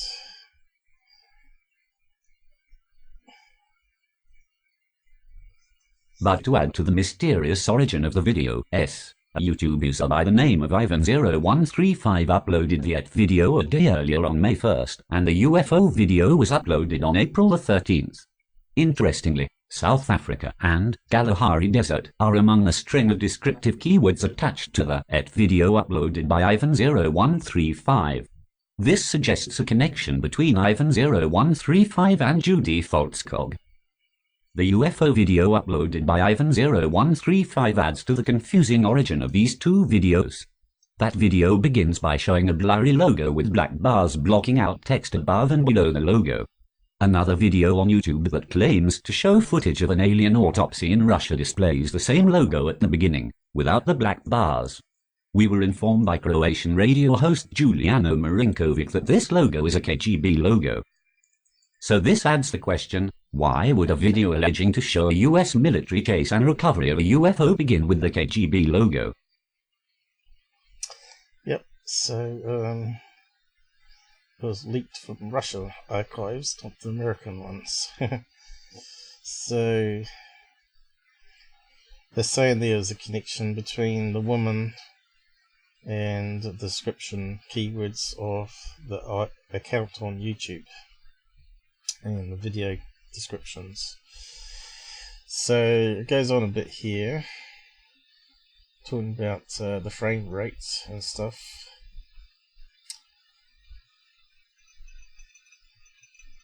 So this is going back before I even started my YouTube channel, 2011. So let's just go through it anyway. I can keep on going till dinner time anyway, but I've got to take the dog out to the park before it gets dark. So we'll see how much we can do. The mysterious and questionable source of the video isn't the only red flag indicating a hoax. Several technical elements within the video elicit skepticism. For starters, there are multiple versions of the video floating around the internet. Yep. The video posted by the Alien Disclosure Group is completely silent, while the video posted by iNewsWeb.com and by Falscog has an almost comically loud clicking sound, supposedly from a projector. Yep. First of all, film cameras of that era didn't record sound. Secondly, That's right. While it has been suggested that the camera was filming a projector screen, it seems unlikely that an audio recording would have been made and added to the film when the only audible noises are those from the projector. That's right. You would have people talking in the background probably. It would sound more echoey, right? You'd have sounds of other clicking sounds. Maybe people walking, moving on chairs, scratching their faces. So there'd be all sorts of other noises, not just a noise. Also, I think the lighting on the screen, I think it'd be a darker room as well. I don't know, you can sort of tell. Have you ever watched how the old MUFON symposium videos that people used to take in the audience? You can see how bad they were, how dark the cameras were unable to pick up, and that's talking about Handycam as well as more modern cameras are still pretty bad. Nowadays they just capture it with their microphone and mix it with the computer screen images that they're broadcasting on the big screen, so that they're actually getting the best quality rather than filming the big screen that it's putting up the slides on. You know what I mean. You go to some of these presentations, you can tell someone's filming it from a camera. But this SkinnyBob one, moved from, let's see, 2011 presentation. Let's see if we can find one for comparison. There's bound to be some videos here. Where someone's giving a speech.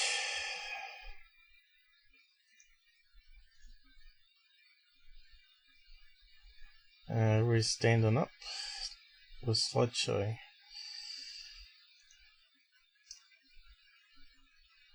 Mind you, I don't want to get a copyright strike, so I won't play it. But you can see this is filming on the big screen, right? Rather than doing it properly. Where are we going to get one where he's standing next to it?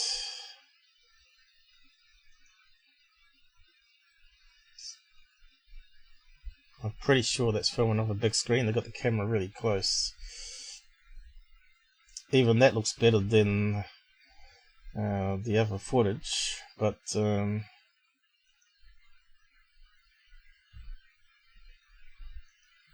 if you listen to it, you can see it's echoey sound. Here we go. So there's where's the display? It's probably over this way, is it? Or over this way?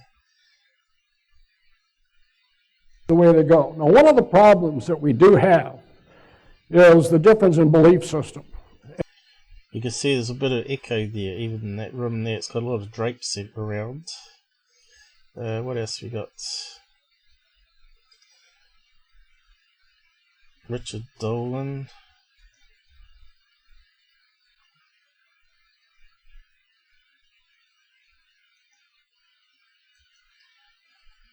They normally have a laser use of pointer. their spacecraft at like 60.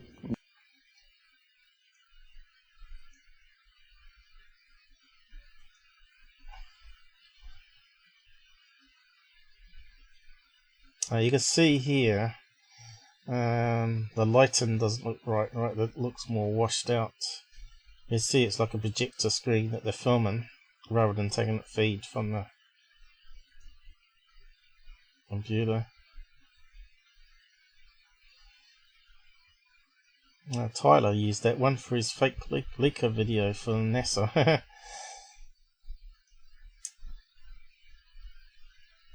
But you can see here, it's obviously filming the big screen, right? It looks washed out. And they've just got the camera close. I'm just trying to find one where they had one further back in the older days. Looks like they may have improved their technique. December. So we need to go back to early.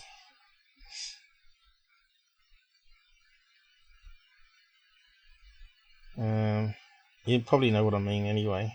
But I probably should have found the example to compare it to before. So here it's talking about the camera that was filmed. You see the vintage camera that the original aliens were filmed with, which wouldn't have had a timestamp on it. So that means if it was recorded with Handycam,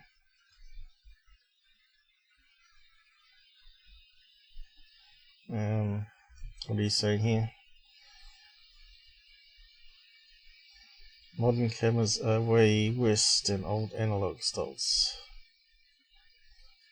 Not really.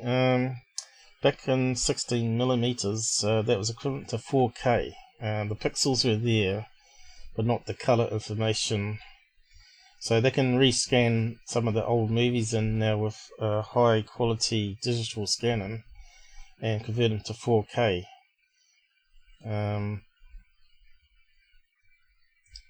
But you certainly wouldn't. This wouldn't be a Handycam, I don't think, because it would record it onto a tape, wouldn't it? And you'd expect some video corruption effects as well. You know, the VHS corruption that you used to get. It was always noisy. Handycam. They used to record. Handycam tape. You used to record on tapes, didn't it? These little tapes that you used to put in.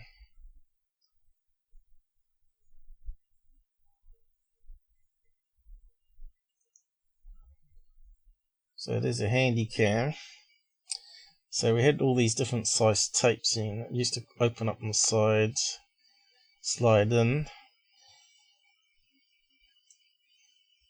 Plus they used to have like a serial connector, so you could connect it to your computer and download it from the tape playing on the recorder.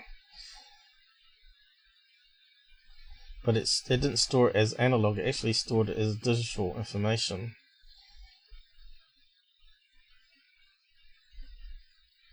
Yeah, the tape used to go in there. But you'd get some artifacts where the tape would degrade and it would destroy the digital information. VHS tape was even worse because that was analog, right? VHS tape damage. You're lucky if you didn't grow up in the age of VHS tapes because it was really bad. So you used to get all this sort of stuff, lines going through it. You used to get chewed up in the player. You used to get all these static lines, all this sort of stuff on the screen. So you'd record all your family home videos on it, right? And then you go back and watch them and find that the tape's degraded and the sound is rubbish and everything else. But you can get Handycam tape damage. I wonder if it'll come up.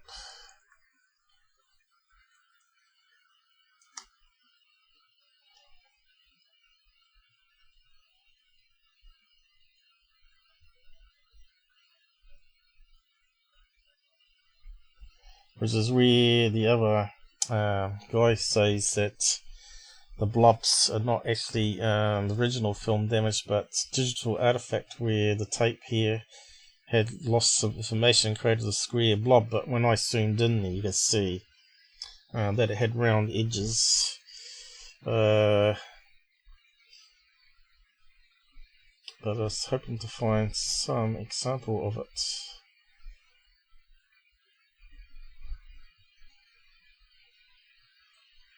Digital damage, maybe.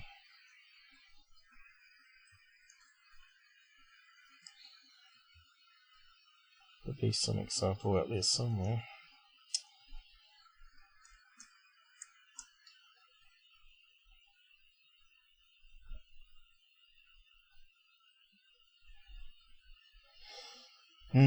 Someone will probably know what I mean.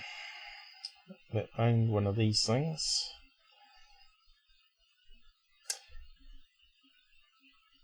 Now you get people like Survivor Man that's got these little handheld cameras like this, but they cost like $10,000, and they were like the cutting edge ones. They're probably a lot cheaper now, but they used to do 4K or higher, and high frame rates as well.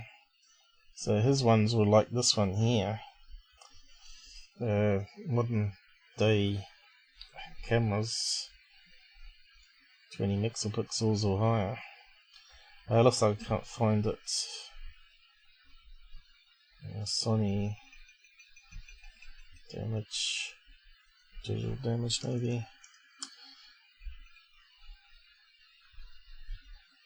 Nope.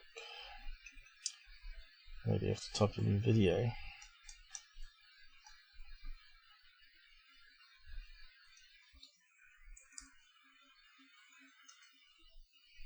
So much to learn, you know, all these different technologies and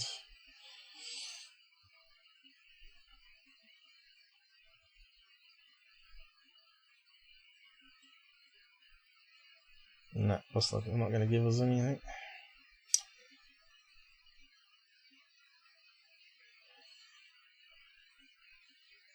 But yeah, going through this a bit more, let's see, is there anything else here we need to read out? So do we trust Grant Cameron to do research on this? To me, I don't like Grant Cameron. I think he's too much of a believer, like Linda Moulton Howe. So could he have been given some false information here who actually created it? More than likely. But a lot of people said it looks like it was done by a production company. So it sort of fits that this woman hired a company to do it, right?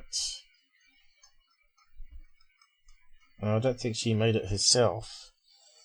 She probably paid a company or guys to do it, and tried to fool people maybe, or to somehow promote herself from NASA. And maybe that guy, Ivan,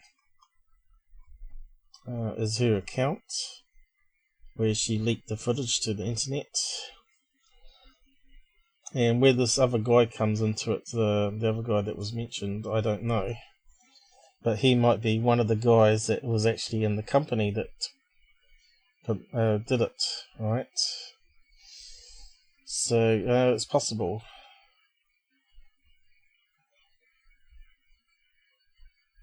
The hoax. So let's see what it says here. Well, I'm not too sure if anyone actually trusts anything Nick Pope comes out with either. But I think he's actually got this one right here. So what did he say? Because he's not a technical expert, you know. He wouldn't even know what I do, sort of stuff. So.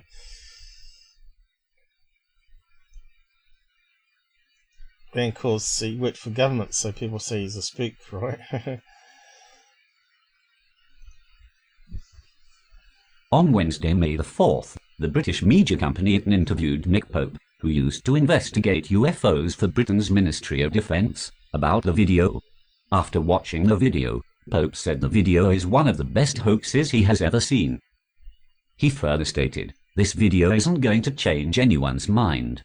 Believers will go on believing. Yep. Skeptics will go on thinking it's a load of nonsense. If anything, A film like this is going to polarize people's beliefs. Those who believe in UFOs and extraterrestrials will say, "This proves my point. I was right all along." Skeptics are going to say, "It's such an obvious fake." Well, I don't know if it's obvious fake. It takes a wee bit of time looking at frames and spotting errors. I think the eyelid one is what's got me though. There are many red flags indicating this video is simply a hoax. The purpose of the hoax is unknown at this point, but with the flood of extraterrestrial-themed Hollywood movies, television shows, and video games, it wouldn't be surprising to learn that the video is part of a marketing campaign for some upcoming release. With the overly aged film look, the upcoming J.J. Abrams/Steven Spielberg movie Super 8 might seem likely candidate. But after reviewing analysis of the Super 8 movie trailer done by others, it appears that the extraterrestrial in Super 8 is some sort of shape-shifting, more animal-like creature than the Roswell Gray extraterrestrial depicted in the YouTube video.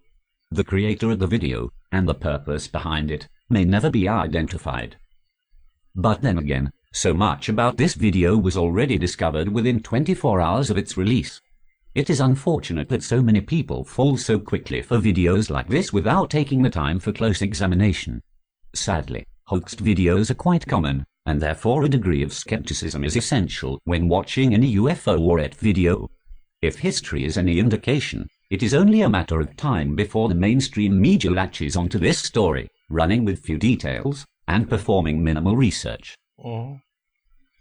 Which has already started happening. So that's what Nick Pope said at the end there. So just read out this bit here, technical issue. Just see what this guy has to say here. Talked about a number 6. Another technical issue with the video is the time code displayed in the lower left-hand corner of the video. The text that introduces the video says the footage was shot between 1942 and 1969. Time code wasn't developed until the late 1960s, so it may have been added to the film then, or even much later. However, in the video, the time code is of very poor quality and fades in and out for the duration of the film. Additionally, the time code displayed in the video doesn't match standard time code format. Time code is displayed as HH, millimeters, SS, FF, where HH equals hours, millimeters equals minutes, SS equals seconds, and FF equals frames. The time code in the video does not follow this format. Okay, 'cause even on that one there, it looks to be like there's some corruption over the letter O and number 8 there on that particular slice they got there. And it looks like something over, is that number 6 there at the end there? It looks like there's something on 6. So they're saying the format's wrong as well for normal display codes timestamps. Again, I haven't got a handy cam, so I don't know. But there's the image there. So they noticed the fading in and out, but it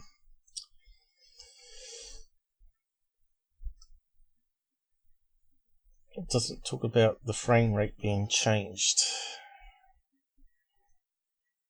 which was 18 frames a second, I think, half of 30. So the film is low quality, they're saying here. The film, overall, is very low quality with seemingly excessive graininess and film damage, suggesting the film was aged artificially using video effects software. Old movie effects filters are readily available in most video editing programs that easily take a video and make it look like an old movie by adding flickering, grain, and other noise. The time code in the video supports this theory. At several points in the video, the time code seems to have its own independent old movie filter applied to it. If you watch closely, at 31 seconds into the video, the last 2 digits of the time code are 46. A vertical line appears briefly over the number 6, but is isolated to the height of the number indicating that an old movie filter could have been applied to the timecode layer independently. The various versions of this video are another peculiarity. The video posted by the Alien Disclosure group appears to have been edited by the group to remove the projector sound and to add their own titles, including a "Thanks for watching" message at the end of the video. Additionally, the Alien Disclosure group's version of the video has an extra 11 seconds of the alleged edit added to the end of the video. But looking at the timecode reveals that this extra footage is simply the footage from the beginning of the video, but oddly in reverse for some reason. So yeah, is that the vertical line there? Looks like it. It's going up. They could have enhanced it a wee bit better, put some filters in to bring it out. But it doesn't look like it's part of the normal black. It looks a darker black. See that there? So the other O there, and the other numbers, it's very faded sort of grey, but this one looks like a darker black. So it looks like a vertical line over the number, which suggests that it's not added by the Handycam. It's been edited. The whole thing's been edited, and they've messed up where the lines were going. If you look at the whole video, you can see a lot of the lines, scratch lines, always seem to go between the numbers, but occasionally they have stuffed up on that one there. So that's that. I think we've done enough on that. Get rid of that. Did I post that link? I think I did. OpenMinds. I'll just post it again just in case. OpenMinds 2011 article. SkinnyBob. So you can go over it yourself if you want to. It's just too many people picking up similar errors that I did as well. It's funny how people haven't picked out the eyelid and all that though. So it obviously took a wee bit more processing, you know, enhancement filters and stuff to get it to that level. Close tab to get this particular frame. See, I enhanced it, lightened it even more to what was available on the net itself. So yeah, I'll just post a link to that one too, the eyes and lids.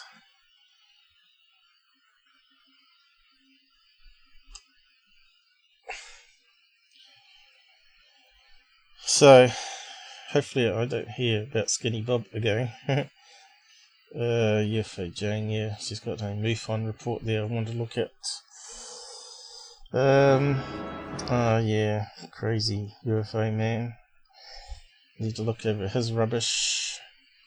Alright, so last time we were talking about third phase of the moon.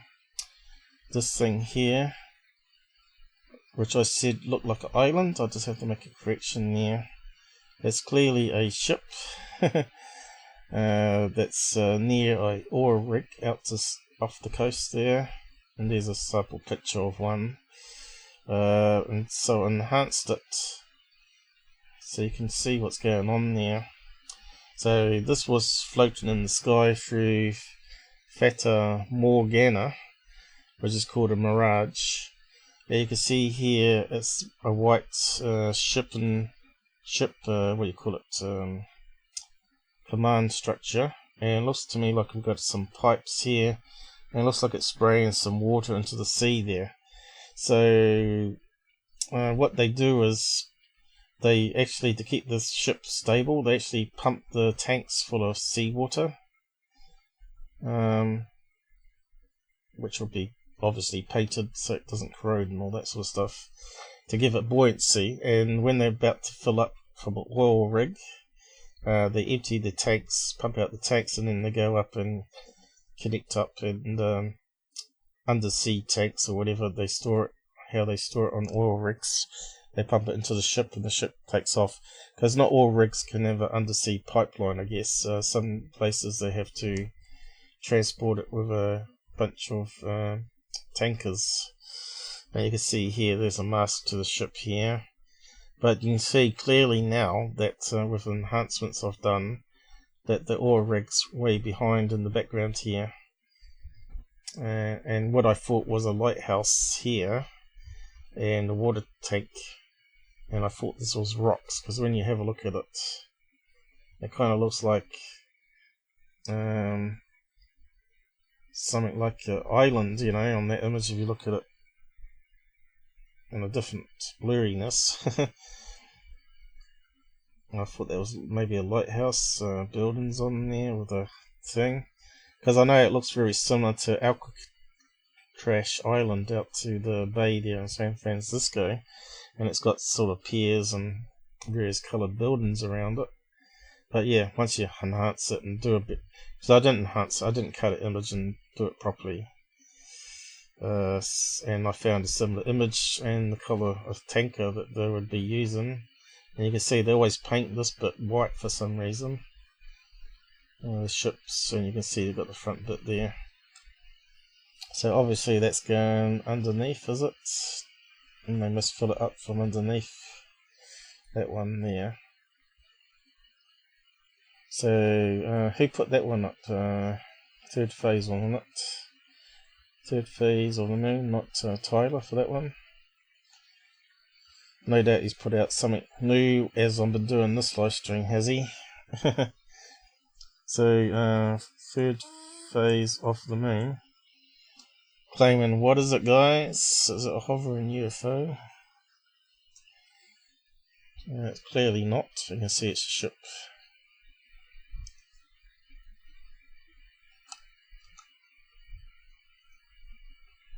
Okay, so what have we got? I was going to do that Concorde one, but again I might have to push it to another weekend, because I need to go over it. Again, that's talking about film damage and stuff. So, and who invented the transistor? I might pop that out next. More non-UFO shit to debunk from Tyler. So, yeah, we need to find that video, I guess, and let's go through it.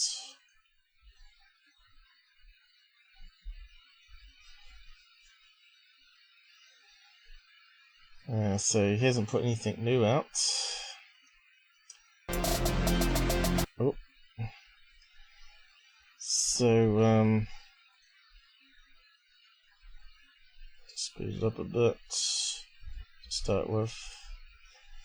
Oh yeah, so he's talking about these payloads. Is that the one I was talking about here? Payloads.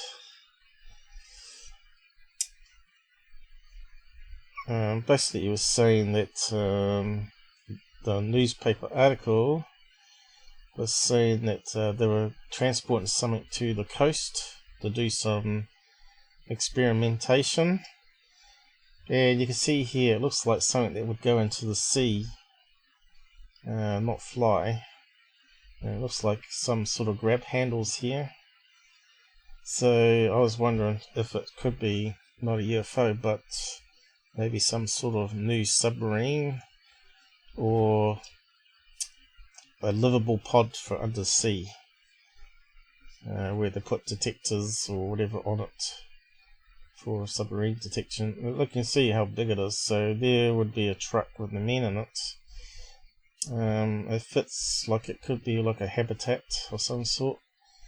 But he started putting up other images here of other past ones. So is that the same image? I think it might be. Kind of looks like it could be like a covered stealth craft on the side there too. Because we had these transported also. B-52 I think was covered and transported, and it sort of has that shape to it. And these ones here I think are just water tanks. So, and of course see that's in Europe as well, it's not even America. So he's mixing things together here. Yeah, that one there looks like something different again, isn't it? So it's a different colour truck. It's got a tarp on it. There was a thing that they were doing a Roswell event at one stage, and I think I found the article for it where they were transporting this thing that they were going to hang up by crane at the festival. I'm not sure if that was it or not now. It's a few years ago now.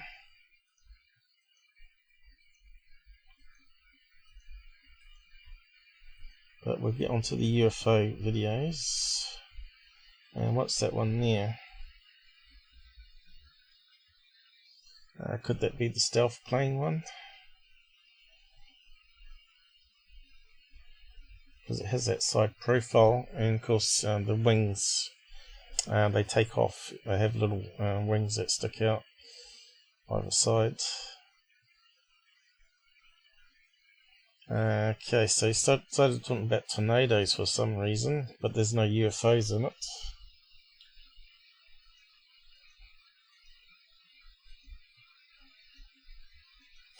But I have covered truck transportation ones before, some older lives, probably down at live stream 30 onwards, probably.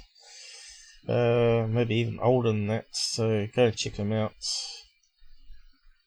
So this is what we're looking at now, I think. This light coming down. The strange phenomena still haunting our planet day and night. The first comes as a circular craft with lights was seen slowly making its way through the skies above Middletown, Ohio. So check this out. I bet you're gonna start doing some crazy shit, bro. Watch that. They're gonna go inside I'll of each just other. zoom in a bit. Watch, they're gonna go inside of each other. I already know. Terrible filming. Instead of leaning against a tree, getting a stable shot. And they're disappearing again. The lights will reappear. Middletown, Ohio. UFO. In the sky. Notice they're getting lower, coming down. So you gotta look for clues here. 3 lights, getting lower, coming down. Okay, behind the trees now. So, Okay, straight so away these are when I kind of- saw that, I thought skydivers. Don't know about you guys out there. So what I did is I did some research. So that one can go.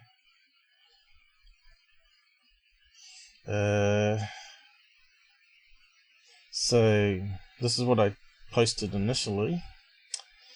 So what's the bet? This is skydivers, a gang of flares and lead suits. Did Cousins Crows put something similar up? I think they did have something similar up, but at a different location, I think. So what I did is I did some searching online, 10 minutes of Googling, and I nailed it to the Team Fast Track who jumped at that location on the 1st of September 2019. So if we go to his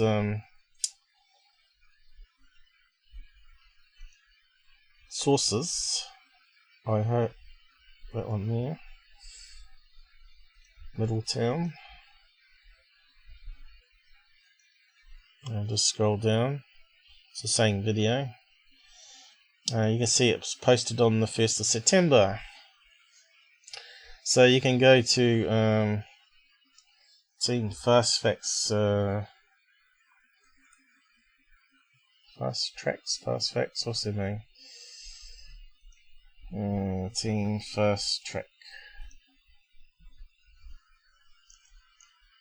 Was it one word? Probably not. Fast Track. Facebook has probably come up anyway. So straight away you get their websites. It's probably got a list of events there. And then you can find their Twitter page and Facebook page. But that's what I did, and I got these snapshots from it. So I looked to see if they did any jumping on the 1st of September, or either side of 1st of September, just in case the video date timestamp is wrong. and sure enough, I found this post here. 3 lights in the sky with other additional fireworks going off there, and you can see the on the parachutes itself. I wish that pop-up thing wouldn't happen, but I'll see if I can get it for you right here. There you go. Skydiving team at the Bear Church. The performance was dedicated to Army Staff Sergeant blah blah blah. September the 1st, 2005, that he died. 2000 was supporting Operation Iraq. And of course that was posted on September the 3rd, a few days after the event. So they did it on the 1st of September to honour the same day that the guy died, obviously.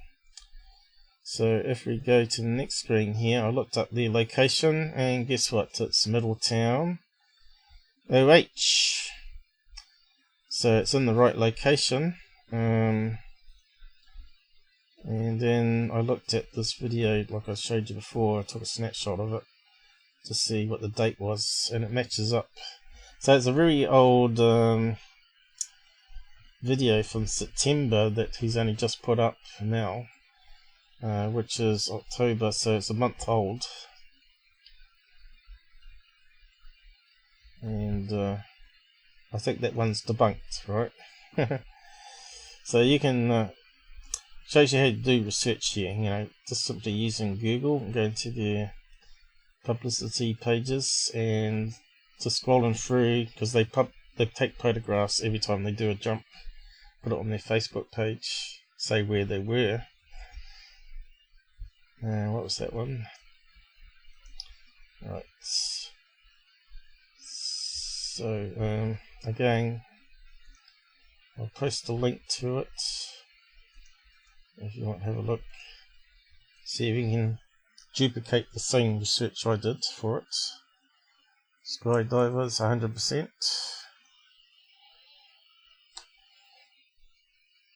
So we can close that one down.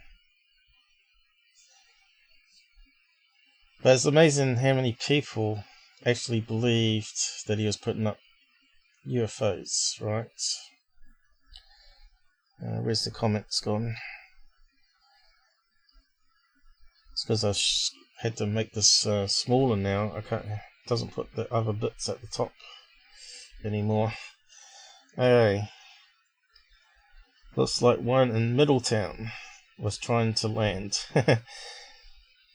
So I'm not sure if anyone said there were skydivers.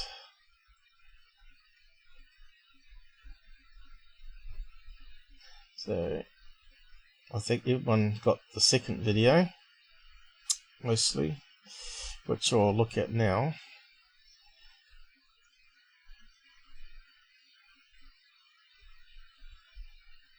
The best still images from the distance and the resolution that we're working with. Here, it looks to start off with 2 lights, then moves to 3, and these 3 lights then continue hovering before finally disappearing behind some tree cover. And so I guess I want to put the word out to anybody in Middletown, Ohio. Have you seen this? And can you confirm whether this was something man-made, something used with drones? I mean, these lights on these things look pretty big, and they look to me to be attached to something behind the lights.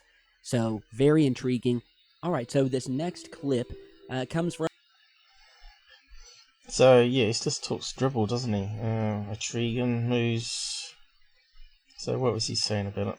You start off with 2 lights, then moves to 3, and these 3 lights then continue hovering before finally disappearing behind some tree cover. And so I guess I want to put the word out to anybody in Middletown, Ohio. Have you seen this? And can you confirm whether this was something man-made, something used with drones? See, if he's meant to be a researcher, I've been doing this for 3 years. He's been doing this since 2011.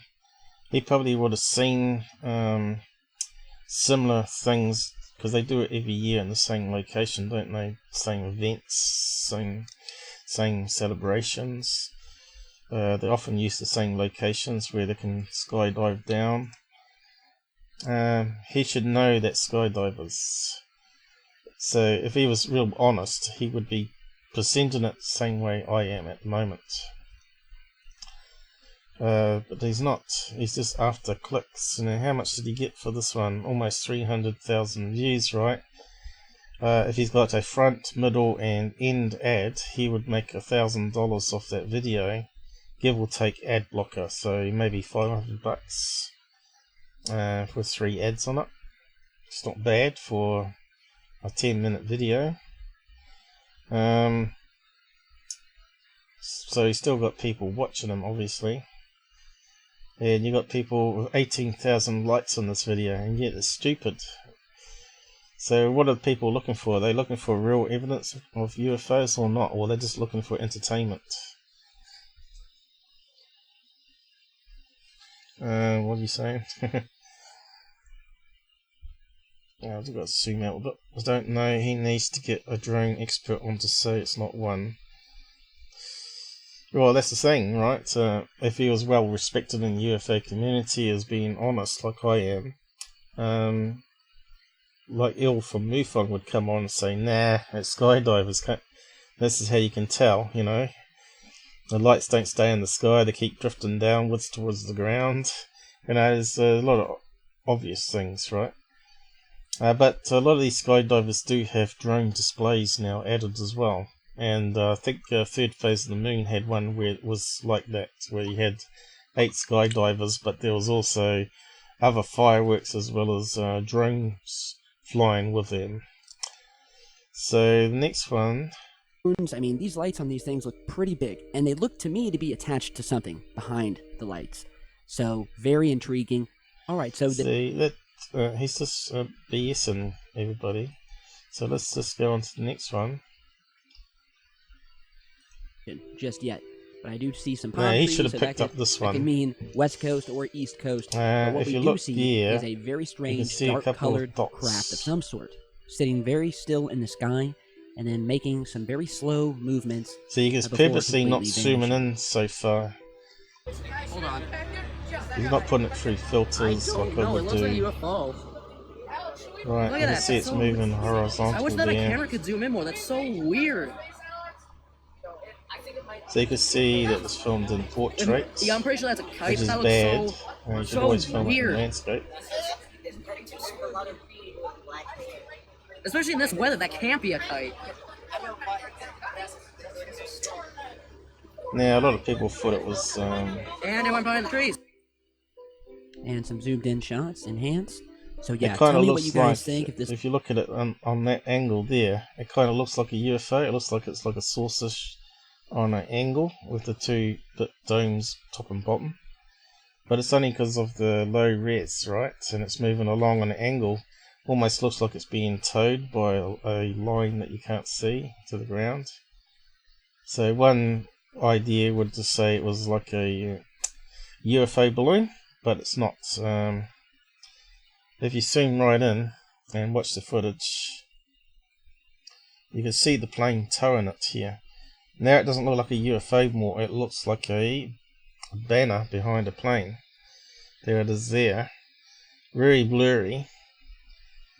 There's a black banner and it's got some writing in the middle there. So if we play it, I'm not sure if you Looks familiar, put it down below, and in the meantime I will see if I can track down the exact location of this.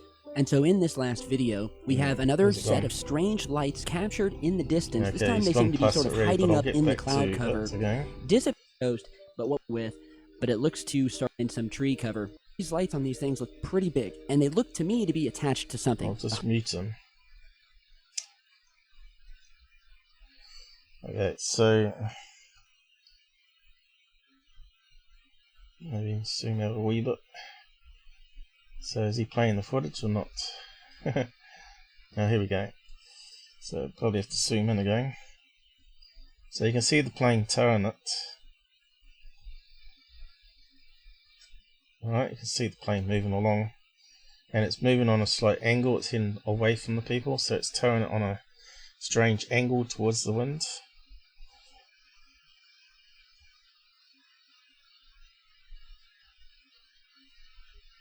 So it's a wee bit clearer than the other banner plane that we looked at a couple weeks ago. Oh, what happened there? So anyone that doesn't see that as a better plane, put your hand up. How's you going the other side?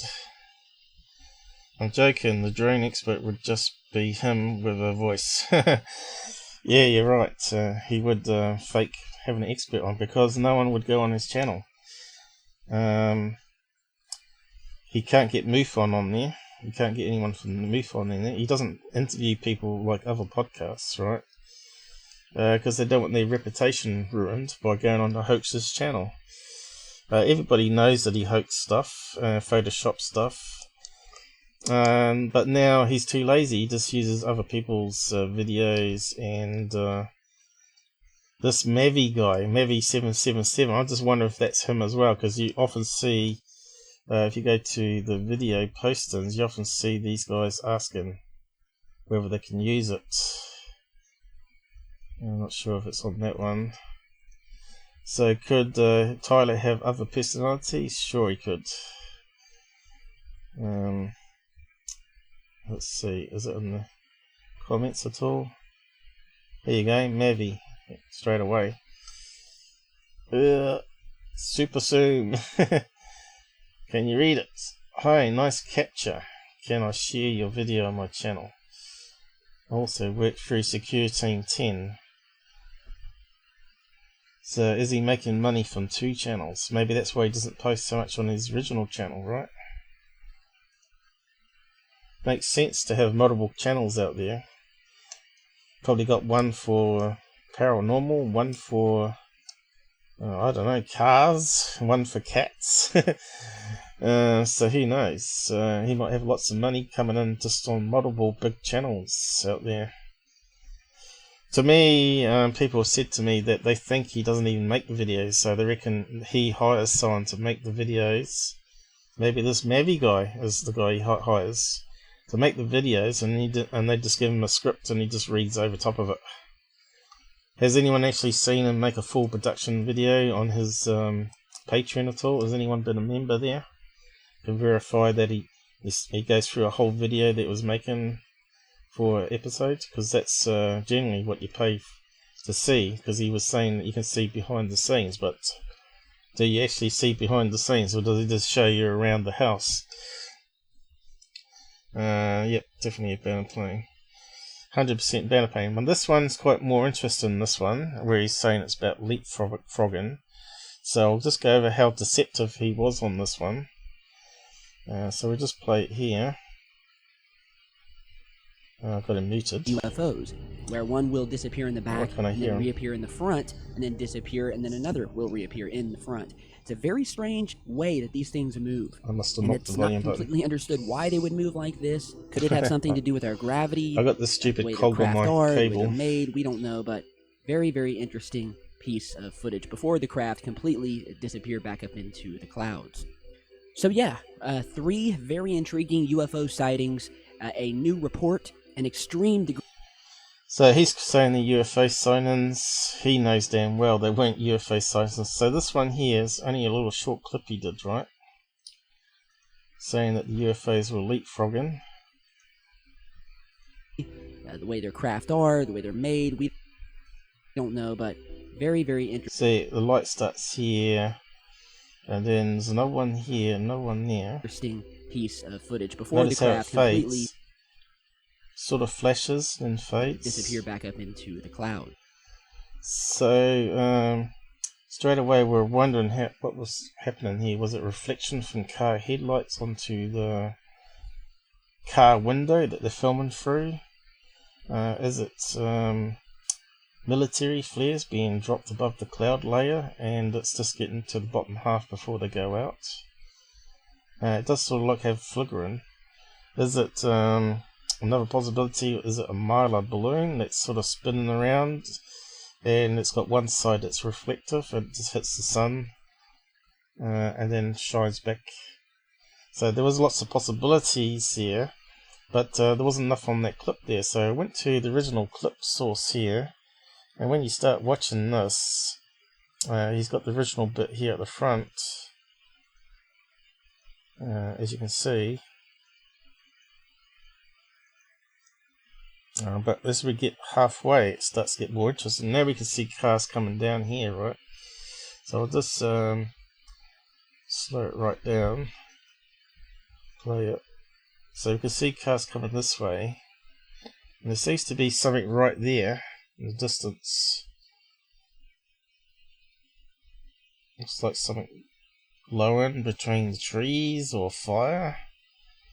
And I thought, oh, that's the same shape as what we're seeing up in the clouds here, but could it be that? It doesn't look right. A reflection. So where's the lights gone now, you see? Why aren't we seeing it?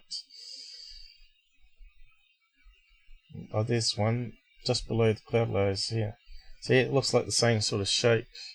But now you can see something flying ahead of it there. See that? There seems to be something like a delta-shaped craft flying in front of it. And bingo, look, it's dropping flares. There's a plane dropping flares. See that? It's not roly-poly thing. It's just one flare after another. And you can see the plane even this time. Purposely misled people on this video. That's why you always got to check out the source video, just in case they cropped it or played around with it. So now the plane's gone above the cloud layer there. We can't see where the plane is anymore. But if we go back again, so what did this guy say it was? You know, he's saying lights in the sky, military training. So he's got at least that on the title. Aliens ? No, it's not aliens. He knew it was flares being dropped. There you go. Look, you can see the plane.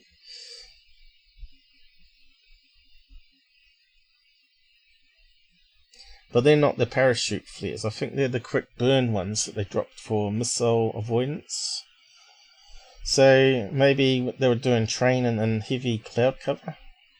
Because you know, you got to pick the days that you want to do the training on for how to fight in a big dense storm or cloud cover, right? The enemy are not always going to come on a fine day. They're going to use cloud cover. So where's the plane gone? Here it comes. It's in between the clouds here.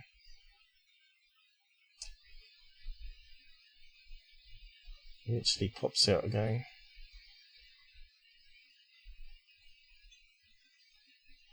So I'm not sure how they simulate missile lock, but obviously looks like I didn't wind it back far enough. Where does it start dropping the flares? Yeah. They probably have like some makeshift one where they get a lock on, the guy releases flares to counteract the simulation.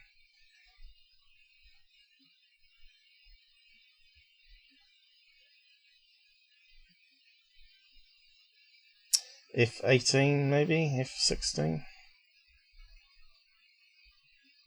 Certainly looks like it had wings on it there. Could be a delta-shaped plane as well. But hard to tell. Obviously you can see how much I zoomed in to get that. But yeah. That one's solved. So 3 non-brilliant videos, as he was saying. Completely disappeared in the clouds. And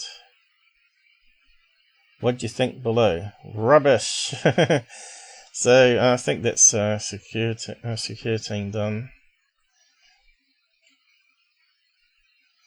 And that was the banner plane, the one I put up, Debunked for it.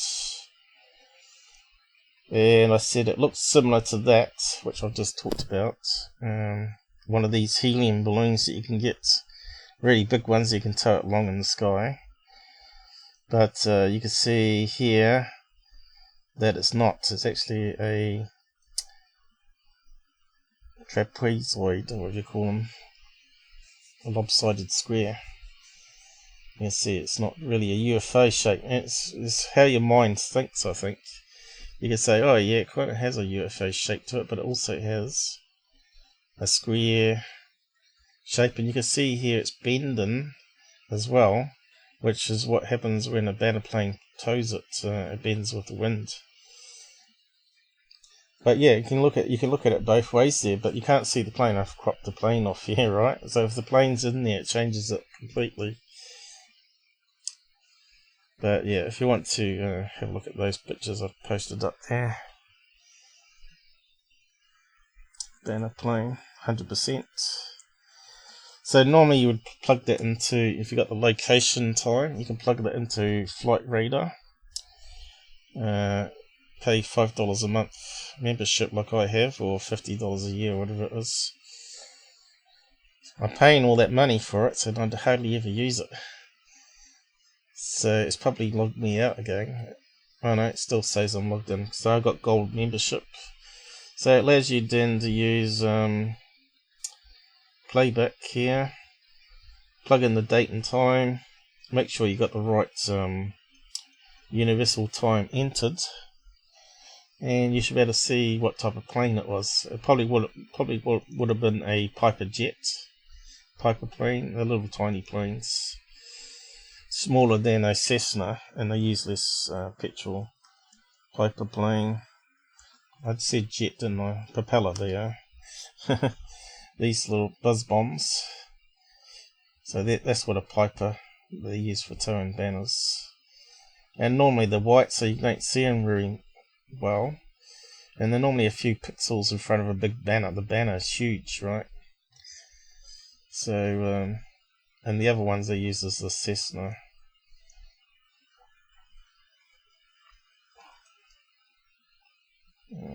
That one there, which is slightly bigger, can pull more weight, of course, bigger banners, longer banners than the Piper one can.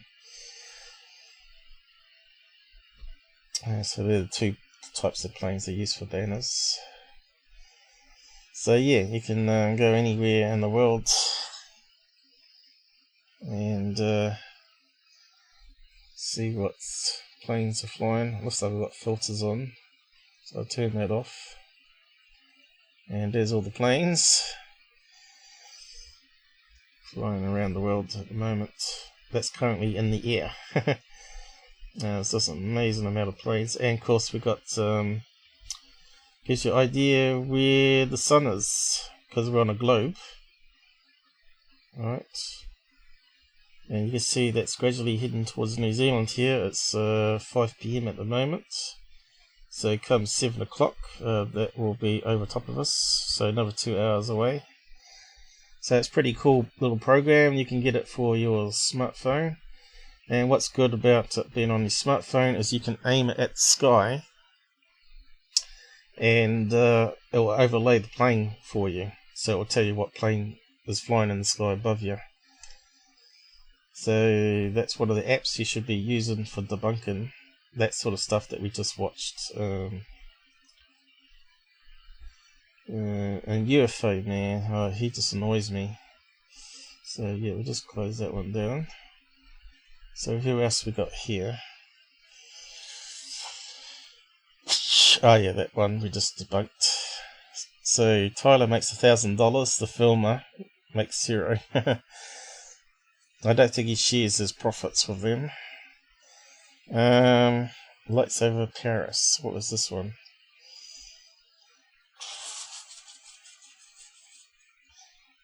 Alright, this was another bunch of skydivers. I don't think it's this. I think this is one that Thirdphaseofmoon put up, wasn't it? I don't think it's the same ones, but it looks very similar. 3 lights, is it? No, it's a lot more there, isn't there? Fireworks. I think it was like meant to be the. There was one event where they were doing a mass skydiver jump, and he's saying it's what team is he saying it was? I'd have to go back. Skydivers.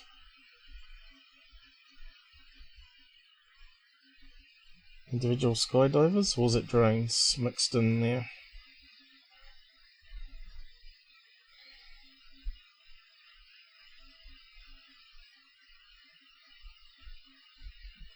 You can see the flicker in there, so you can sort of straight away see it's got to be flares because it's flickering. So, what did they say it was? Lights over Paris and Menifee, California. So it's a different location, so it's not OH. We're not UFOs, but performance by skydivers required techniques. Here is another video and picture. So he's got some other ones here.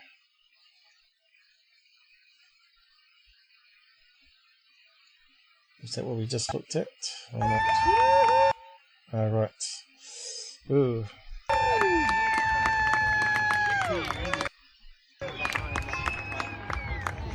So that's a better angle, closer view, isn't it?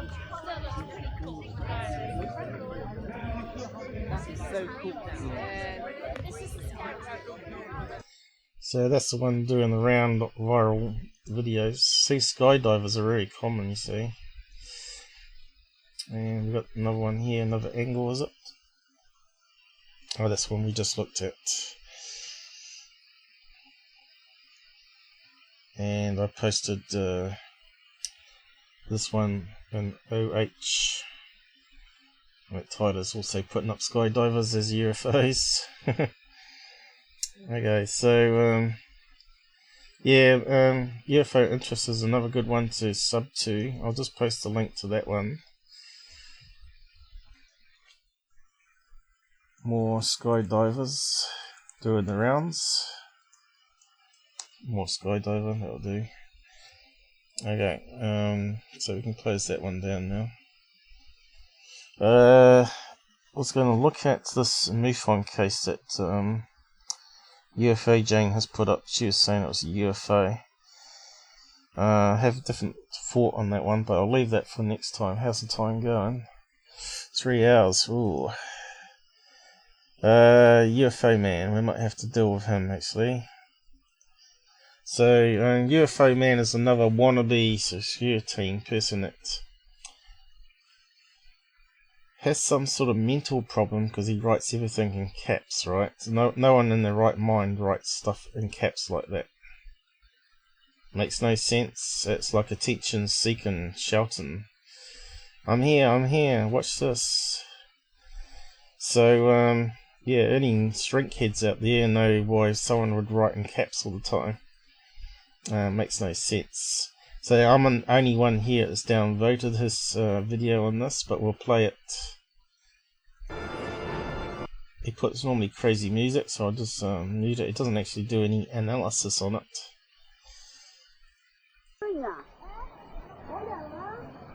Obviously it's from South America there, you can hear them talking. So what is it, guys, down the side? Can you check it out? Is it a critter? Is it a UFO? It looks like it's rotating a wee bit.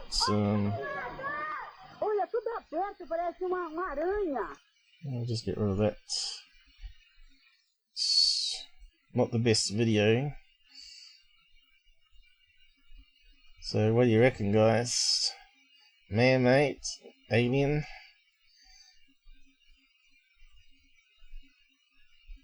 I'll zoom out a wee bit.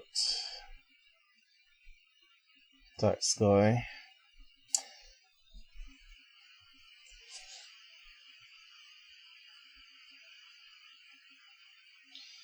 So that to me is misleading video, right? Just resharing it. What's he saying? Large black spindly object filmed over Brazil 2 years ago. Returns this year, October. Yeah, because it's a sun balloon. That's why it returns, because you get these quite big ones, like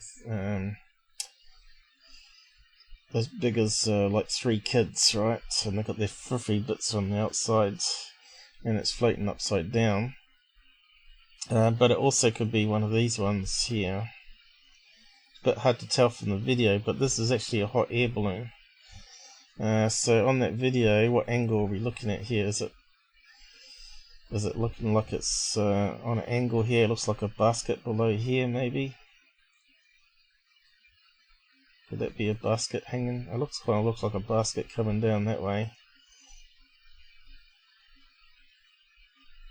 It's just perspective, right? So we're seeing it as a flat sort of disc sun balloon on the side, but I think it's possibly vertical. And you're seeing the droopy bits hanging down, and the middle bit is where the basket is, but you can't see it because they're quite big in the sky. So I reckon it's more likely to be a hot air balloon at night time, something similar to that one there, but with more of a one of these things hanging down underneath where the basket attaches.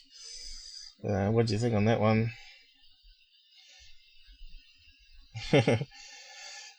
Alien made man, so man made is alien made. Well, I don't know. We don't know if aliens made man. Like I was saying before, it could be panspermia. So the universe made us, right? So that's my gut on that one there. But he keeps putting up these videos which are really obvious on his channel what they are. And he's got 30,000 subs now. And still growing, right? And he's making not as many views as Tyler, but he's still making money from it.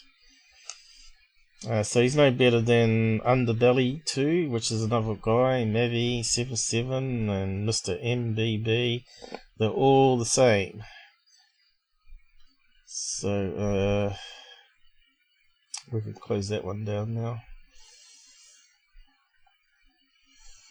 But I know he's put up some other ones too. Let's have a look. Recently, he puts out some every day.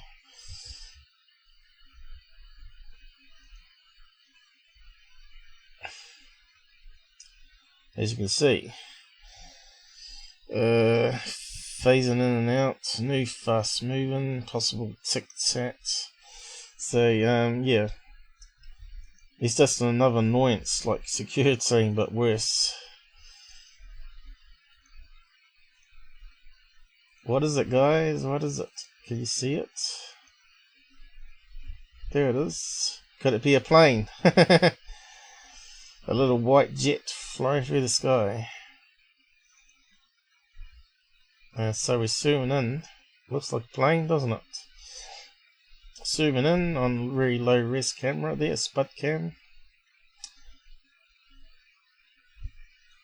And he's applying some silly filters on it, so you can see there's compression artifacts. So it's not really the shape of what we're seeing at all. It's just square blobs.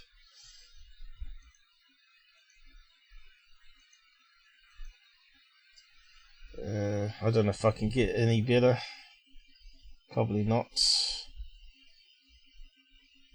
It looks like a plane to me, but it's so low res.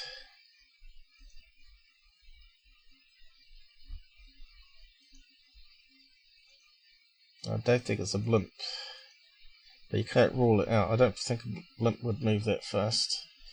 Looks like a small Piper plane. In fact, I think I saw a little flashing light there on the tail. It's the sort of thing you need to do properly and zoom right in, enhance it, see if there's any little flashing lights that come up as little blobs. So far away. So again, he's writing in all caps here. So hard to read. I don't know about you guys, but I can't focus on that when it's like that. And you can see advertising. You don't see me plugging my stuff all the time. Mine's in the description if you want to go and support me. But these guys put it all at the end of the video and say support me. So what's this one here? Fast mover.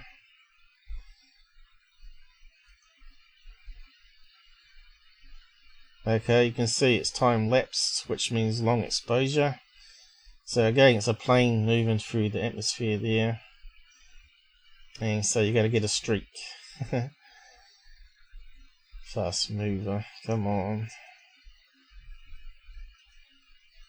Is that the original footage? Yeah, they just sped it up to make it normal speed again. Look, they just sped it up at the end. Take it on time lapse, and then wonder what channel he got that from.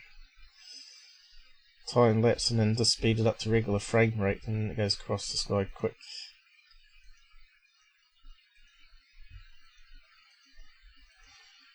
How to fool people.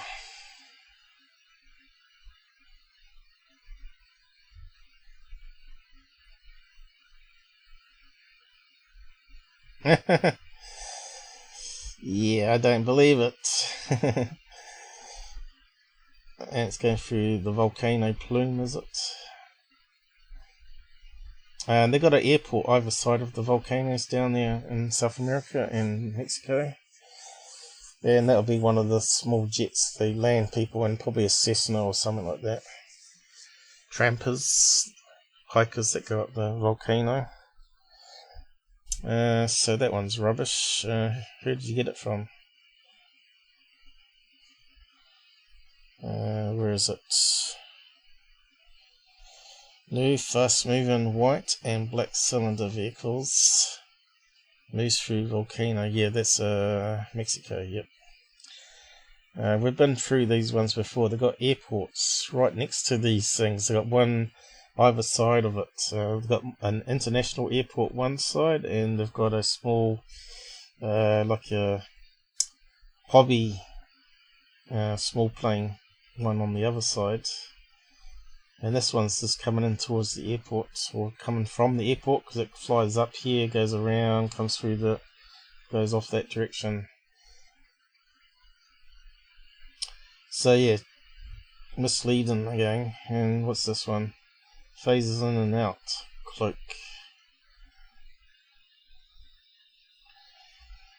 Well, that's one way to make a TICTAC video. Yeah, put it on long exposure, or change your camera settings.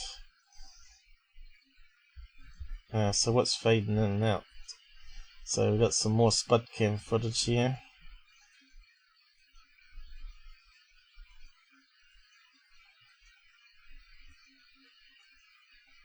Blurry.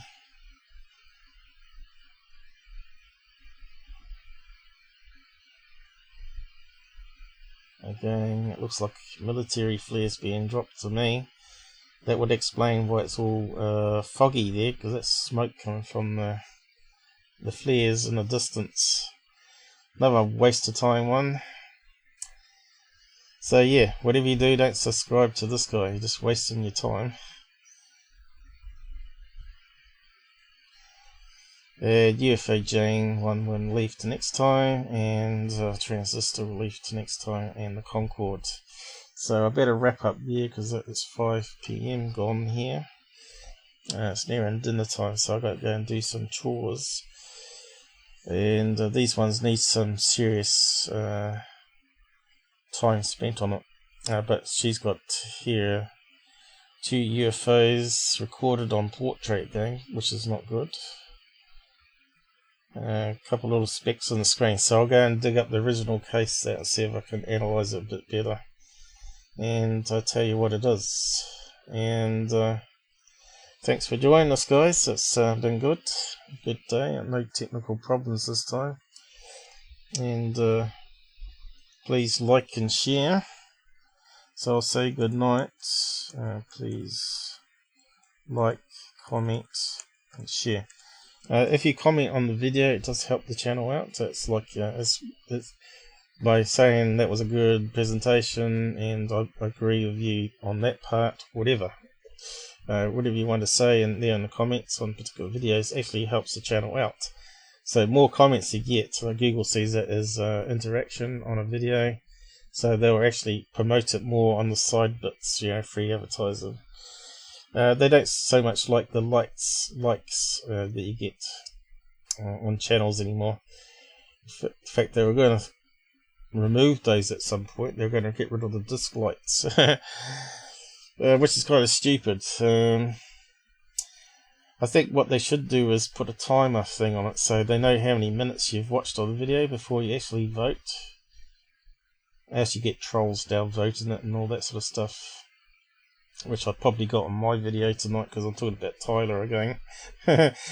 People go psycho when you debunking Tyler. But anyway, it's been great. Hopefully you saw something there that you didn't know. Or you agree with me about SkinnyBob being faked now. But it's not going to go away anytime soon, is it? So I'm just going to change my end credits here and just cue the music and end the video, and it will take probably Google probably a couple of hours to process it. Oh, well, probably not that long, hour to process it. Then the side chat will come up and then you'll know it will play perfectly fine. Is it playing?